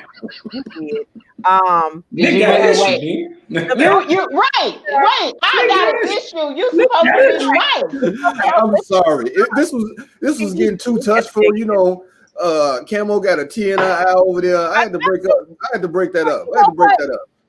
Gandy said, all right, he's an asshole. Carry on, girl. Okay. There you go. The thing is, a lot. This happens for women a lot. So I think we have to acknowledge this, is that a lot of us women, we always want to know the what if, the why. And so I think in this situation that we have to all get to a point where we stop expecting the why and just say, hey, you know what? His loss, I'm going to move on. Whether or not it was an issue of something that you did or that he did. But the fact is, y'all not meant to be together. A lot of times the why doesn't have to be answered. It's just like if you went on a job interview and they picked somebody else. Why? Why didn't they pick me? You move on to the next job interview, right? The why does not have to be answered all the time. So you have to get that why out of your mind and just move on. And that's not it. And I know it sounds easy. It's hard. It sounds easy. It's very hard. But you know, I always take it back. I take it back to as kids, right? I used to, you know, when I used to kind of holler at the young folks that came into the job. I worked for a state agency, and I call it the Santa Claus theory, right? I used to tell the young folks, you still believe in Santa Claus. You feel like you're going to come into this job, you're going to work hard, you're going to be here every day, you're going to work overtime, you're going to put in all this work, and you're going to get promoted. And one day you're going to be the executive director. It don't always work like that. Yeah, you killing dreams? Man, now look, right. The reality, here's the reality of it. When you're a kid, the Santa Claus theory tells you if you go to school, be good to your parents, get educated, take your vitamins, go to church, you pray, and all this, that, and other. On Christmas Day, you'll get everything you wanted because you are a good person. You were a good person, and you're gonna get everything you wanted, and that's how it happened. But we know, but we know, as adults, life don't work like that. Does not. Life does not work. You can do everything right. You can go over and beyond, and you can still get passed up. You can treat someone like a king or a queen, and we're not talking man-woman stuff here. We're talking real life shit. And like you can sit and still you end up getting your heart broke. You can still get cheated on. Like life happens, and the one thing we aren't taught as kids, and it kind of sticks to us growing up, and that's why we struggle when bad things happen to us, is that bad things happen to good people. Bad things happen to good people, regardless of what. But we're not taught how to deal with it. You just have to go with it by experience. And if you sit back and let it keep eating you up, you'll never move on. You'll never be able to move forward. I think it was I'm a big Rocky fan. And Rocky told his son in Rocky 5, I don't care if y'all laugh at me, and I love Rocky movies. But Rocky 5, he told his son, life is not about how hard you hit, it's how hard you get hit and can get back up. And stuff is gonna happen to you. People gonna play you. You're gonna get your heart broke. You're gonna lose loved ones. You're gonna lose friends. That's life. It's life. Now it's up to you whether you're gonna move on or you're gonna let this sit on you and you're gonna carry it on and mess up the rest of your life about it. And this quarantine has right? Me and Black Jesus been talking. Me and Black Jesus been talking. Hey, y'all, Lucky been watching TD Jakes and motivational speakers like wow. Black Jesus, baby. Me and Black Jesus been talking. Hey, Lefty, my boy, the first time he step outside the door and that air hit him, he gonna forget everything. I might pass out. He gonna forget it all. I'm gonna go stick my head out the window tonight and see what happens. I just want to tell y'all, I appreciate y'all. That was good. I needed that. I'm over it. And as Gandy said, F them. But y'all saved me from getting my lick back. So that transitions us, because I was getting my lick back. That transitions us to our next topic, which is our main topic for tonight. Does forgiveness mean that you get your lick back? So this topic came about because I saw some discussion on my timeline about if she takes you back after you cheated, it means she's already cheated or she's gonna cheat. So my conversation, and I'm gonna share with you my 16-year-old's wisdom when I told her what we was talking about. I said, "What do you think, Naya?" And she said, "Ma, if you got to get your lick back, that means you didn't forgive him. And that means you're still bitter." And I said, "Oh, that's so sweet. That is that 16-year-old naive. She ain't really had a heart broke yet. Right. She ain't experienced it. Easier said than done. Easier said than done. So my 16-year-old said, you're petty and you bitter and you're not healed and you ain't forgave somebody if you got to get your lick back. But I want to talk about real talk. Let's talk about forgiveness and getting your lick back." You didn't ask me. Oh, my fault. I'm going to ask you in a minute. What it mean? Do you get your lick back? Now my oldest want to be like, you ain't asked me. Like they just embarrassed in the studio. Clearly my dog ain't working here either. Y'all need to dog. The takeover, baby. All right, well, Joey said she agrees with the 16-year-old that if you got to get your lick back, you haven't forgave. So let's talk about forgiveness. I do agree with Janai. I would say when I was younger. Well, first of all, I'm at the age now. Chances are, if I'm with somebody and they cheat on me, we probably ain't gonna be together. So let's start there.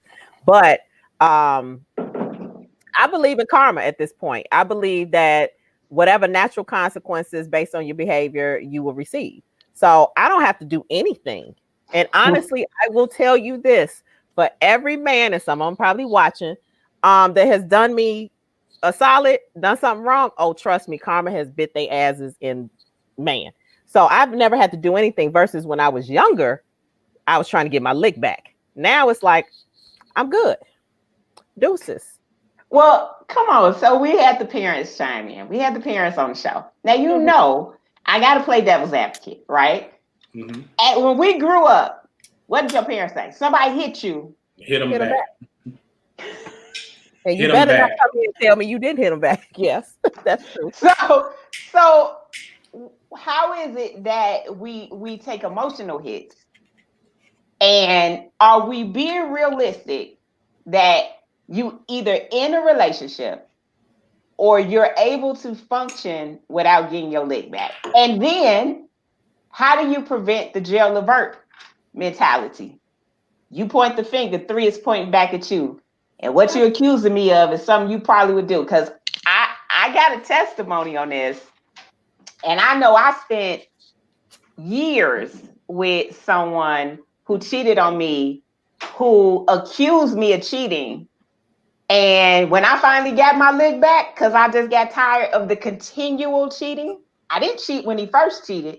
But since you thought it was cute and you kept cheating, I got my lick back and I reached back and I hit him like Nate got hit at that fight. I laid him out because it was intentional. Overhand right?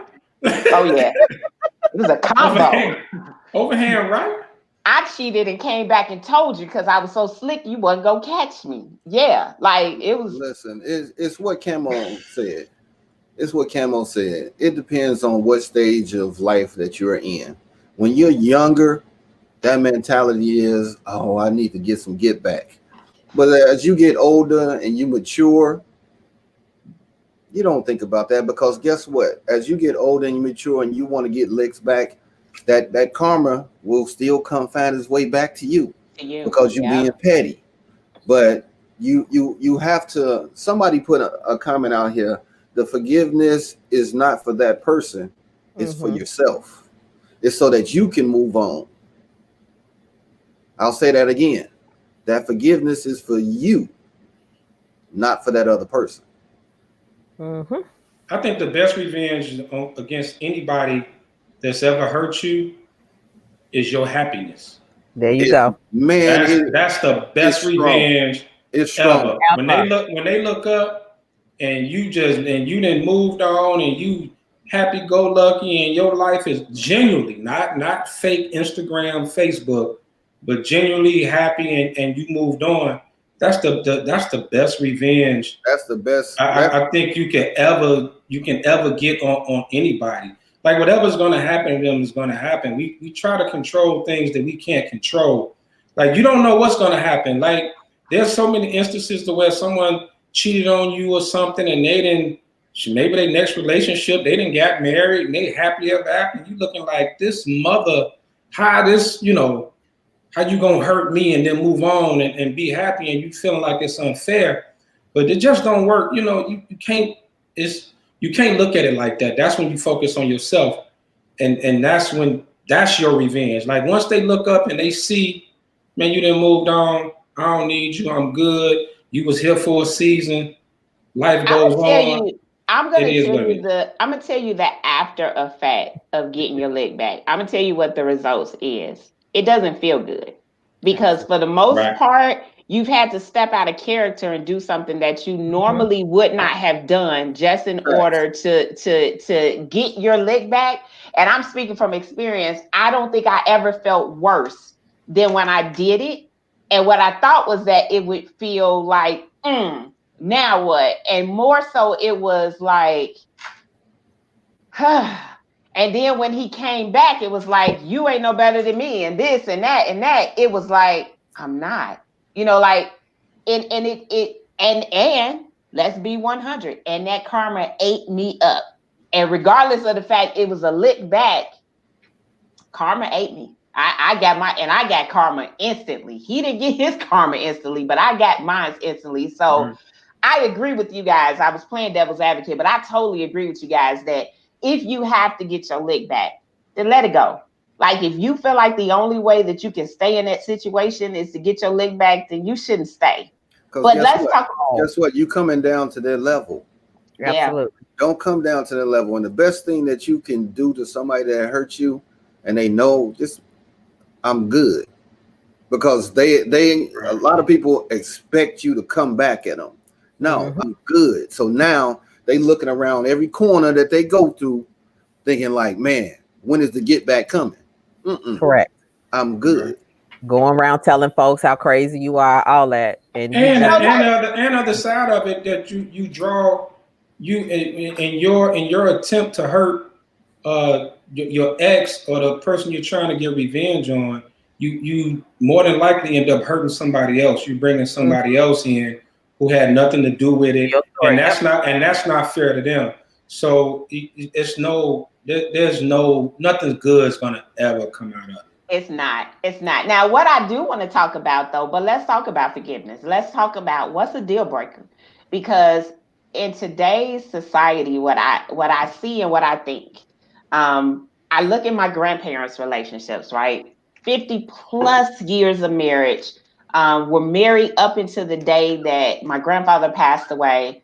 And their marriage wasn't perfect. And then I look at our marriages today, and as my grandmother would say, we don't have the stick with it thing. We don't stick with anything. And so, and Tandy brings up a great point. All of you are bringing up great points that I've popped up, where is the deal breaker, and have we moved the line too much? So have we completely given up doing the work of forgiveness and really determining what's a forgivable thing and what's a deal breaker?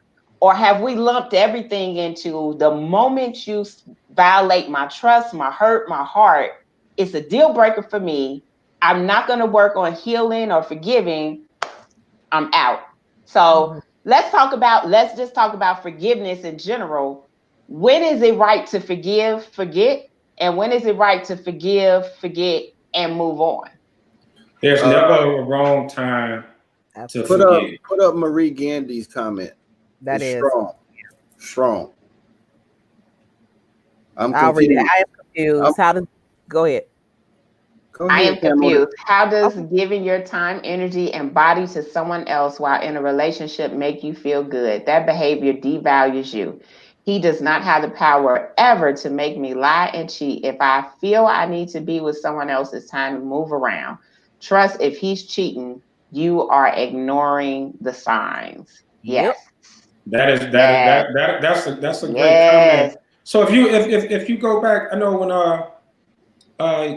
years ago when I was going through bad situation and I did it's weird like how social media like certain memes will pop up and they relate to you like so they quickly relate to you. And one of the memes that it still to this day sticks with me. It's a picture, it's a cartoon picture of an older couple with this old TV, right? And they said, I come from an era where we fix things. In today's society, it's easy to just throw everything out, Throw it away and just get a throw it new one. away and get something new. You remember our parents, we had that floor model TV for like 30 years, right? The And when antenna it was went out, the antenna was broke. You put the aluminum foil around the antenna, and you did anything you had to do to make it last. And I think now we feel like we have so many options out here, and a part of that is social media. It's the era we in. We're quick to throw everything away. It's easier to just throw this away instead of moving on. How many people buy a new damn TV every Black Friday? Ain't nothing wrong with your damn TV. You just a TV on sale. It looks better. Oh, the smart TVs out here now, so I'm gonna get that. I think we treat people and relationships the same way now. We just it's easy to just throw people away. Well, It's easy to just throw it away. Oh, I don't have to put in this work. It's like I'll just get a divorce. I'll find somebody else. My ex in my inbox. So and so trying to holler at me at work. I ain't got to work on my relationship. It's easy to just we call ourselves just moving on, but you're not fixing your issues. You're just sliding something else in the way. And but meanwhile, you're never fixing it. You're never fixing yourself. And it's just pattern. It's a dangerous pattern that usually ends up with people living their life alone and being miserable and being evil and mad about everything. all but right, I Tim, give think me that. I'm thinking about like, there's it's a generational thing, right? So I think about my mom's generation and, even though it's before her, where people stayed in relationships and they weren't happy. And I think many of us choose to be happy. And sometimes, and I think about this, like when you get older, a lot of stuff you don't realize when you're a kid. But when you get older and you start taking pulse of what's going on around you, and you like, and you stayed through that, auntie, cousin, like what's going on? Like you stayed through this man having 6 outside kids, or this man been beating on you, or he's been doing X, Y, and Z, vice versa. But I'm just saying, just from experience, that we don't realize what they put up with, and many of us choose not to in this day and age. I'm not going to deal with it, and not to say Well, it's wrong because that was their choice. But let's take it back. Let's go back to our grandparents and 50-year marriages. People been Mhm, together 50, 60 years. I got an aunt, uncle been together almost 50 years. My parents been together 40 plus years. And absolutely. and TD Jakes broke something down in one of his YouTube videos that I watched. He said there's not a couple that's been together a significant amount of time that has not had to forgive each other to stay together. Like there's no such thing as a perfect 50-year marriage. Your grandmama couldn't stand your granddaddy for years, and your granddaddy couldn't stand your grandmama for years. And Absolutely. it happens in any relationship. Sometimes you just look at this mother and just want to, like, you hate how they breathe. You hate how they brush their teeth. You hate how they chew their food. Like, it's just, you go through those. That's part of a relationship. Even your job. You've been in your job 30, 40 years, right? You ain't happy every day of your damn job. Like, we real quick, I'm going through a period where I'm not happy, so I'm just going to run off. I'm going to go get another job. People don't stay on jobs no more. Remember So that? here's the thing, Damani, though. A lot of us learned about dysfunctional relationships from our parents that were in these long-term marriages. So How dysfunctional? if I'm looking at my mother and this is not my mom, but if I'm in a situation where I'm looking at my mom and my mom is walking around with black eyes, and I know that they're coming from my father. Well, yeah, that's another level of it. So that's what I'm saying. But these are the things that people have dealt with in relationships that many people have grown up and said, I'm not dealing with that when I get in a position that I have to do that. So I think that's called breaking the cycle, Camo. Absolutely. You got to break the cycle. But so let's hit some of the comments because our audience has been weighing in, and I really want to get some of their comments in. Go back to Tandy. Go back to Tandy after you hit Vanessa. Okay, so relationships of our grandparents is like comparing apples and oranges. So many women had to be with a man to have a place to live, etc. Women couldn't rent apartments without a man. That's why the women born in the 70s and 80s were raised to be independent. Yep. And I agree. I think what we have not done well is we have not modernized our parents' relationships. Going to what Tandy said. Getting a smart TV to replace the old one, yet you don't know how to connect it, so you can't even appreciate the value. And that is what our issues are. Back then, our parents, regardless of the right or wrong, they had values and things that we don't value anymore. And I remember a conversation I had with my big mama when I was carrying my oldest child. And I was like, I'm off this dude. I know I'm finna have his baby, but I'm tired of him and this and that. And my grandma said, she said, girl, if I decided to leave your granddaddy every time I fell out of love with him, I would have been left him. She said, but you think I don't fall out of love with him? And I was like, no, honey. Because, she called him honey. I didn't even know what Big Daddy's real name was. Definitely. And you know what she told me? I fall out of love with him all the time. I just choose. She said, I fall in and out of love all the time. I choose to do it with the same person.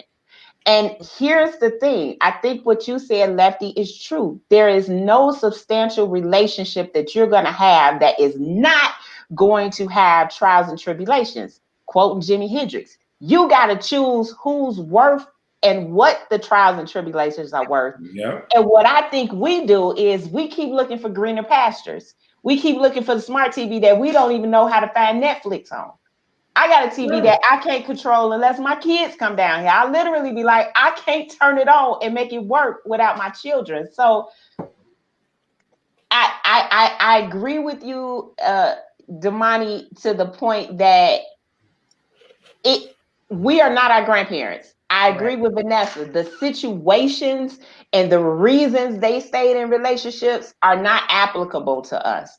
But where are we going to apply 2020 values to relationships? Where are we going to decide, okay, so they stay with somebody because they valued having a roof over their head and a man that was a provider, and they put up with stuff.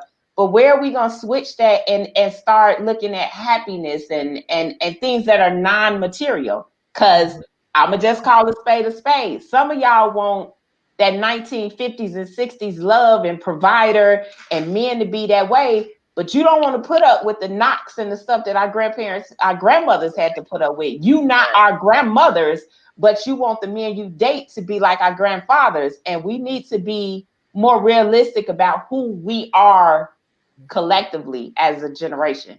I'll let Ben go first. Well, I do want to say, just to let it known, we're not keeping score, but the men, we win in today.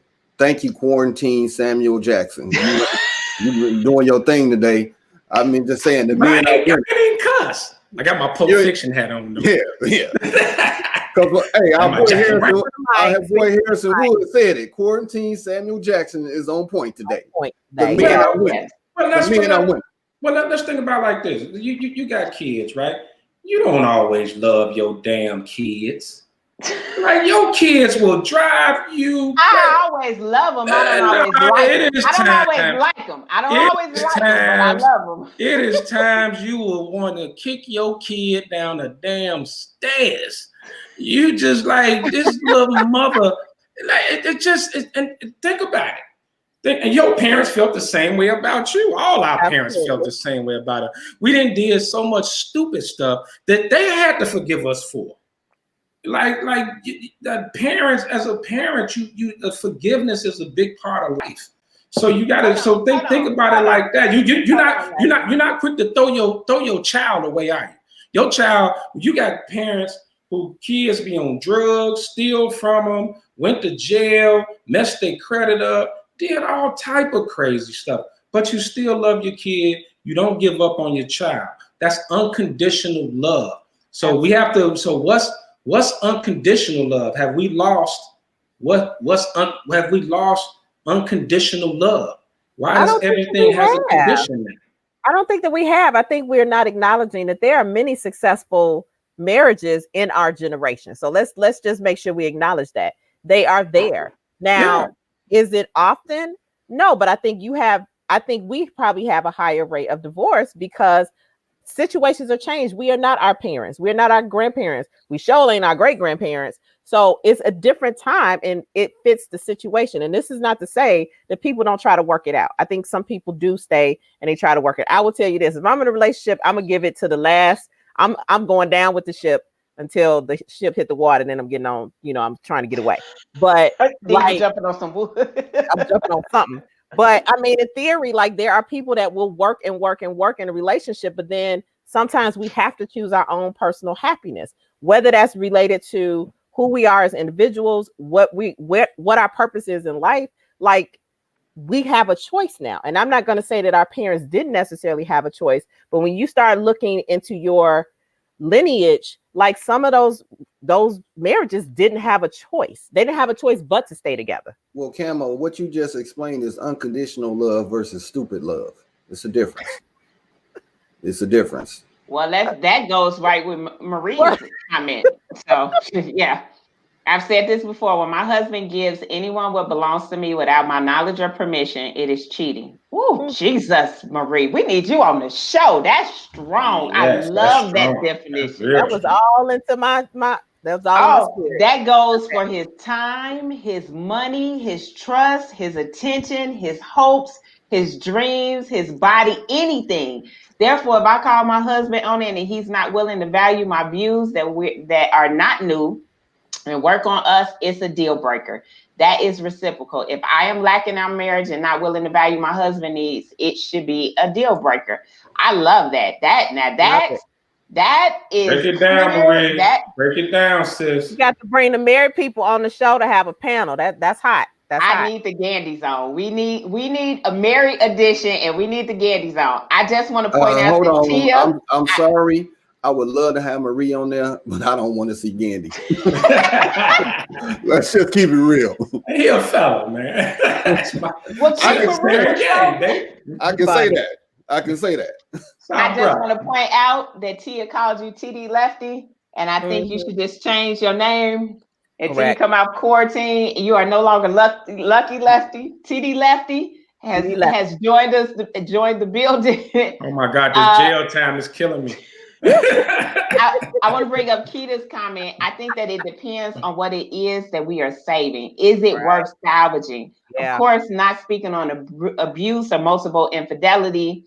The expectation is to leave. Marriage, relationships comes with many trials, tribulations. We must invest in our relationships, fight for our relationships, and not let others interrupt. It's work, it's time, it's what you all put into it. Keita, I love it. Come on, sis. Y'all are relationship misfits right with us. I love and you married to Sly. So I know. Baby, you have been tested in pride. That's my brother. This show should be named. You drive me crazy every day. I pray for you every day. It should be renamed to 3 Misfits and a Fella. And then there's Ben. Listen, I think Keita brings up a good point. I'm going to get to the rest of the comments, but I think Keita brings up an amazing point. And this is what I think is definitely an apples and oranges comparison.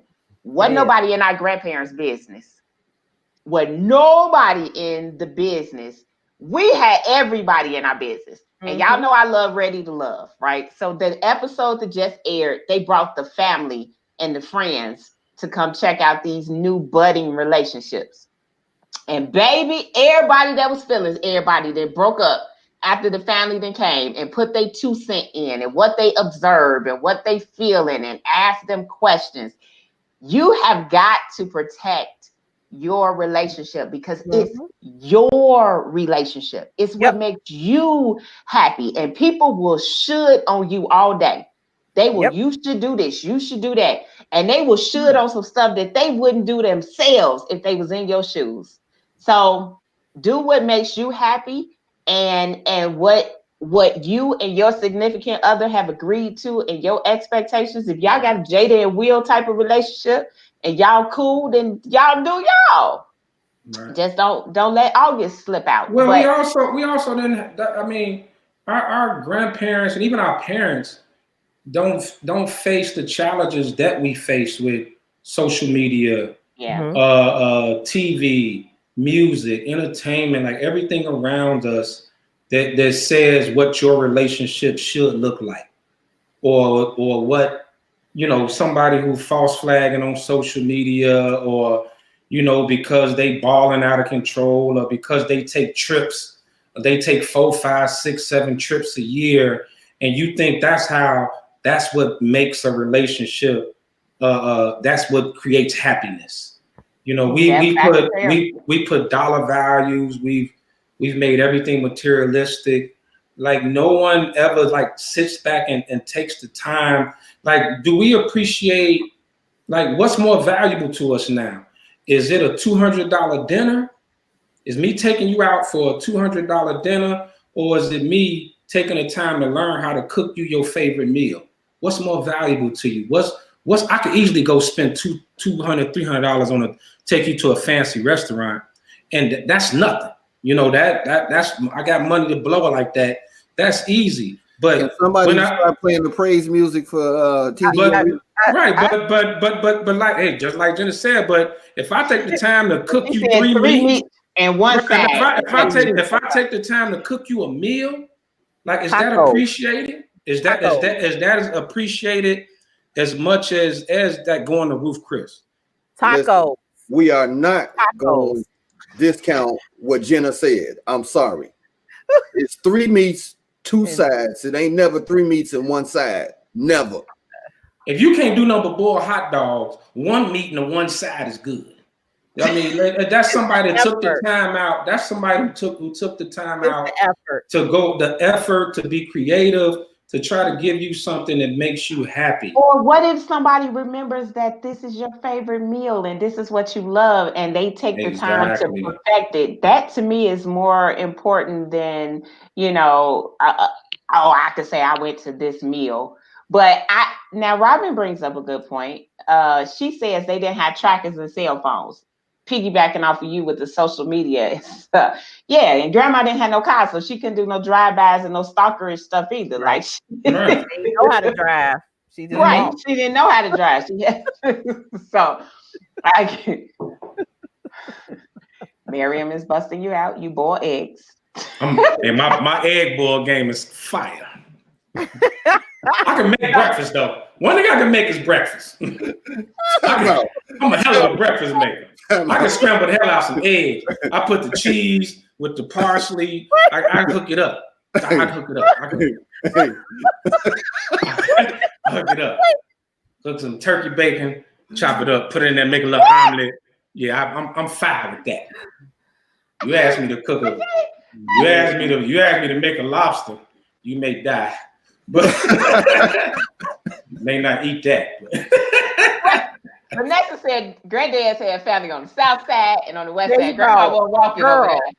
But wait, y'all is crap with this TD Jakes, and the doors are open. Come as you are, Preach. Go ahead, TD Lefty. I've been talking to Black Jesus, baby. I've been talking to Black Jesus.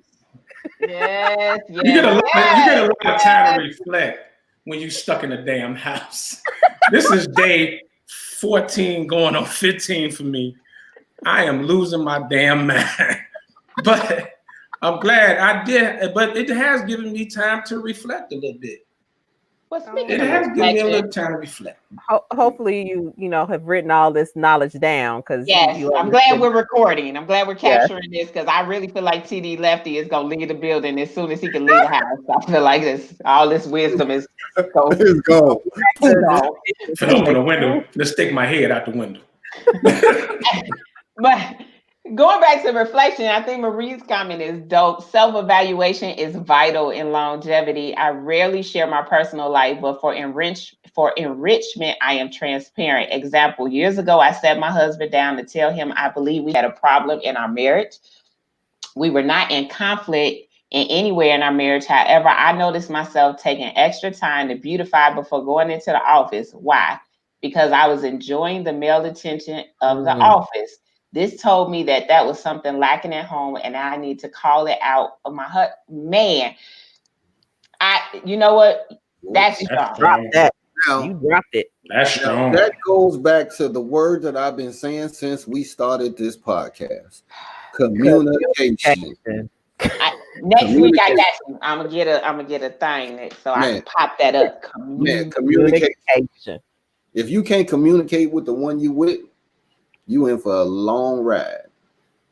And I think you should, and I love that Marie was transparent, because Marie, we have all been there. So thank you for sharing, because I think like the whole point of the issues for me was just to have a gut check to say, am I crazy? Am I the only one that's thinking this? And Marie, I think your transparency is awesome, because I can't tell you how many times when you're not feeling beautiful or your husband's not noticing and somebody else notices, oh my God, then all of a sudden, you want to catch that before it goes too far. But yeah, it makes a difference. It makes a difference when somebody is like, oh, you did something different with your hair, and you've been walking around all weekend with the husband and he ain't noticed. As soon as you get to the office on Monday, everybody like, did you do something different with your hair? It's like, yes, I did. And thank you for noticing. So I definitely think that conversation is amazing.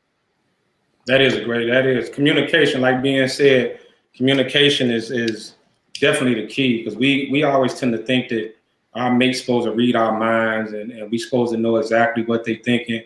Like, don't run around smiling up in my face and like everything cool. Then when you get mad and blow up and start bringing up a bunch of issues, that's when I get pissed off. Like, damn it, tell me what's going on. Treat me like I'm remedial.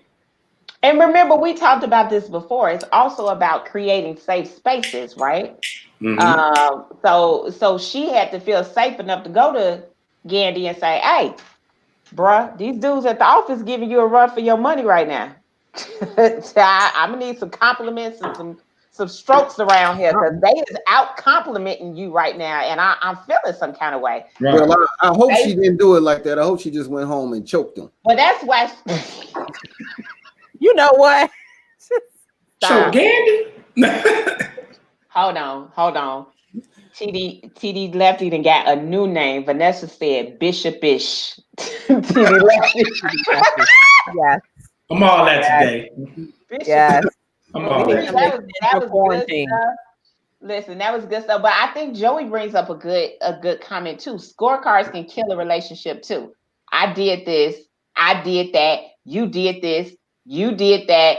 And again, it goes back to never forgiving. If I'm keeping tabs and track of every wrongdoing, and I can not reach. If I back to 6 years ago when you didn't like my homemade lasagna that I spent 7 hours making for you, if I bring that up because you made chicken and I didn't, I mean, come on, it can't be tit for tat. No, you can't. You definitely can't go through the tennis match or going back and forth. And don't wait until you get mad to express how you feel about something. Like being hit right on the head, man. You gotta communicate. Marie, that was a great post great comment you had about, it wasn't nothing wrong with your marriage, but you was feeling a certain type way. You took it to your husband. Like, that's what you're supposed to do. And same with men. It's really hard for men to communicate, because there's one thing, don't no man want to feel like he nagging no woman. You could like, we have to learn and listen to each other. So if your mate tells you something, don't sit there with the whole, you nagging me. Oh, you're always complaining. No, you got to take everything your mate says seriously. Like that, you really got to take it to heart. And if they telling you they need something, or there's something that they missing, or something that's lacking to them, if you don't take it serious, you're gonna lose it. Facts. I love what D said. D said communication is only key when the other person actually understands what you're communicating. So it sounds like we need to have a whole segment since Mr. Smokefellow wants to coin communication. I feel a Sesame Street meme. Like today's word is communication. But y'all, we are at the 2-hour mark, and this was like the dopest conversation.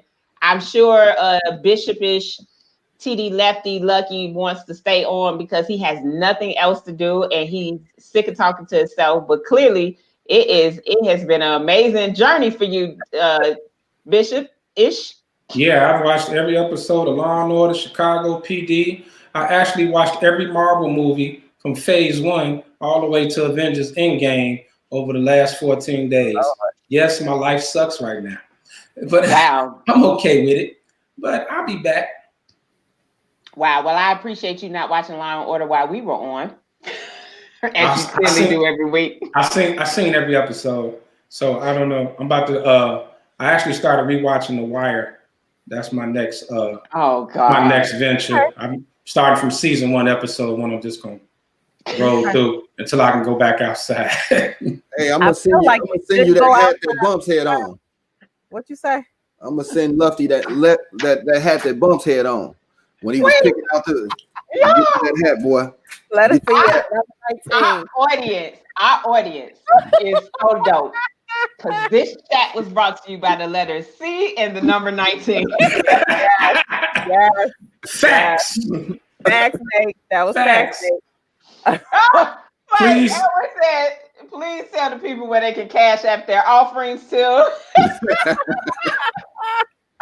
And send gummy bears and Gatorade, please. So I do want to sign us out. I do want to tell my married couples we are eager to have a HSS podcast married edition. So if you are married and want to be open and transparent and your husband is not crazy, like I don't know if we put Sly here,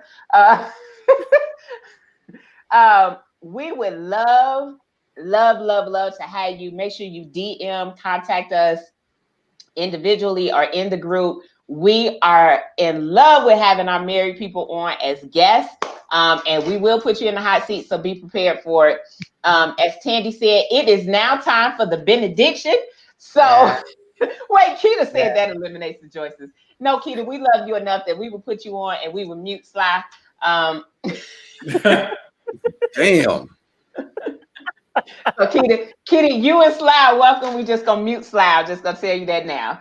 But Marie, we thank you so much for your transparency. We thank our entire audience for you staying on for 2 hours. Thank God for quarantine, that we all love good entertainment and we keep you laughing. Gandhi said marriage makes me drink.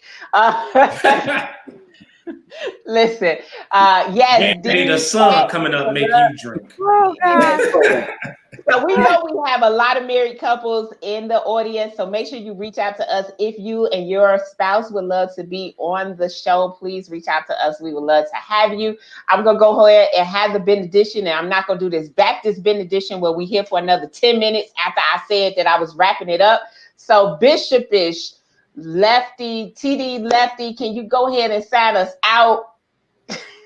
Yes, thank you all for tuning in. I know we have fun every Tuesday. I did look forward to this. I've been locked in, and this second wave of this COVID is dead serious, man. I know a lot of people, a lot of friends of mine, a lot of my smoke family that we've been sick, and you know, we all been recuperating from this.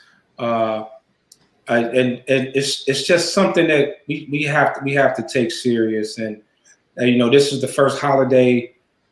I can't remember the last holiday I didn't get to see my mom and my father, and you know, get to sit with my family and have dinner with them and things that like that. So you know, I joke around a lot and I play around a lot, but this thing really set me down, man. It shut me down.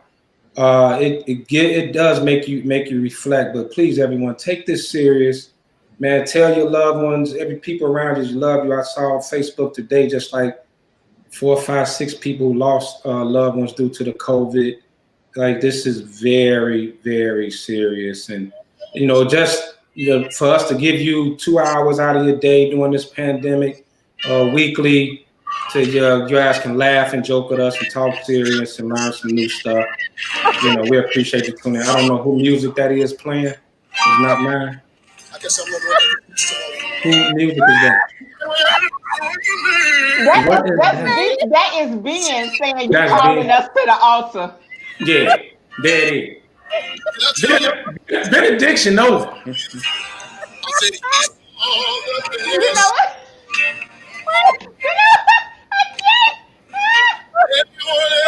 Oh my God. Oh my God. Okay. All right. Ben, take us out. And not Marvin Sapp. Hey, listen, I had some fun with y'all tonight, man. I love y'all. Hey, Lefty, you stole the show today. The men did their thing. We put the challenge out there to. Well, it's about time. We only on episode 8. It took 8 episodes for y'all to show up. Listen, we keeping score and we murdering y'all, but that's neither here nor there. But thank y'all, all the fans out there, man. Y'all wrote some books with some good knowledge today, man. Go back and scroll and look at some of the comments, man. It was wonderful today. And like I say, TD Samuel Jackson, you my man.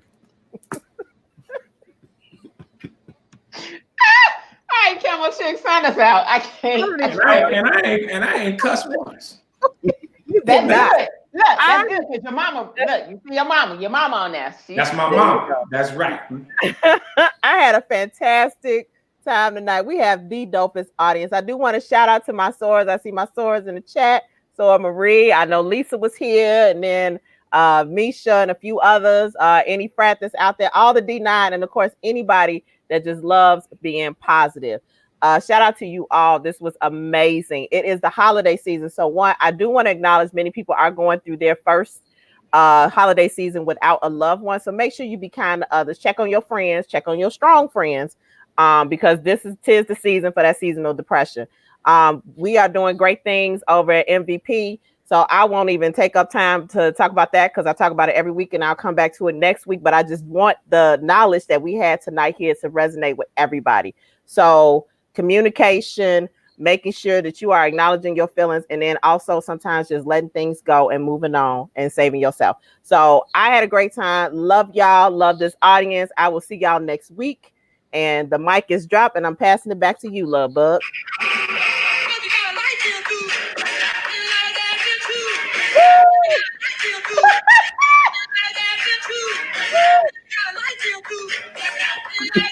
Listen.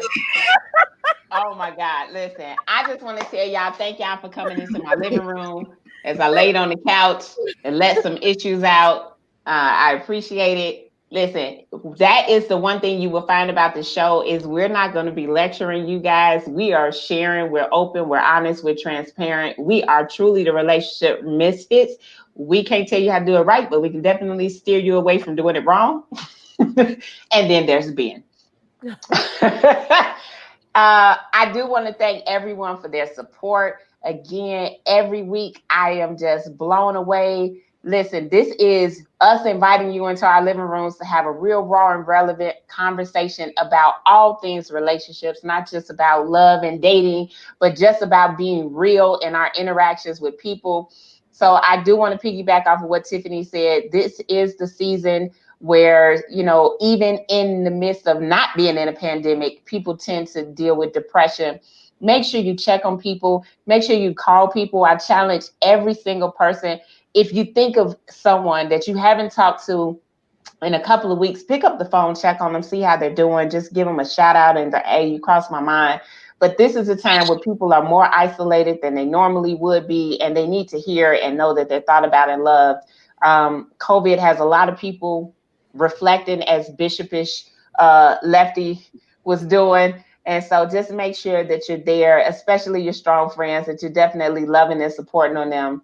And we are going to have an amazing Christmas season. I do want to say, if your birthday is in December, hit us up. We want to create like a little birthday thing. So if you have a birthday in December, please let us know. I do want to shout out my sister's birthday is tomorrow. So I don't know if she's on, but love you, Charlie Marie. Her birthday is tomorrow. Happy birthday to all of our December birthday babies. You get love from HSS without it being Christmas. So we love on you. We give you y'all props and everything. So I just want to say, love the audience, wrapping it up. I will see everyone here every Tuesday, 7 p.m. Central at All Things Social Media at the HSSS podcast. Make sure you like, share, subscribe, just so I can be petty and show him that we do it better than him anyway. And then I'm going to let it go. Damn. Make sure you like, share, subscribe. Like, share, subscribe. I'm done being petty. I'm finna go take some more drugs. Good. All right, y'all. Have a good evening. We out.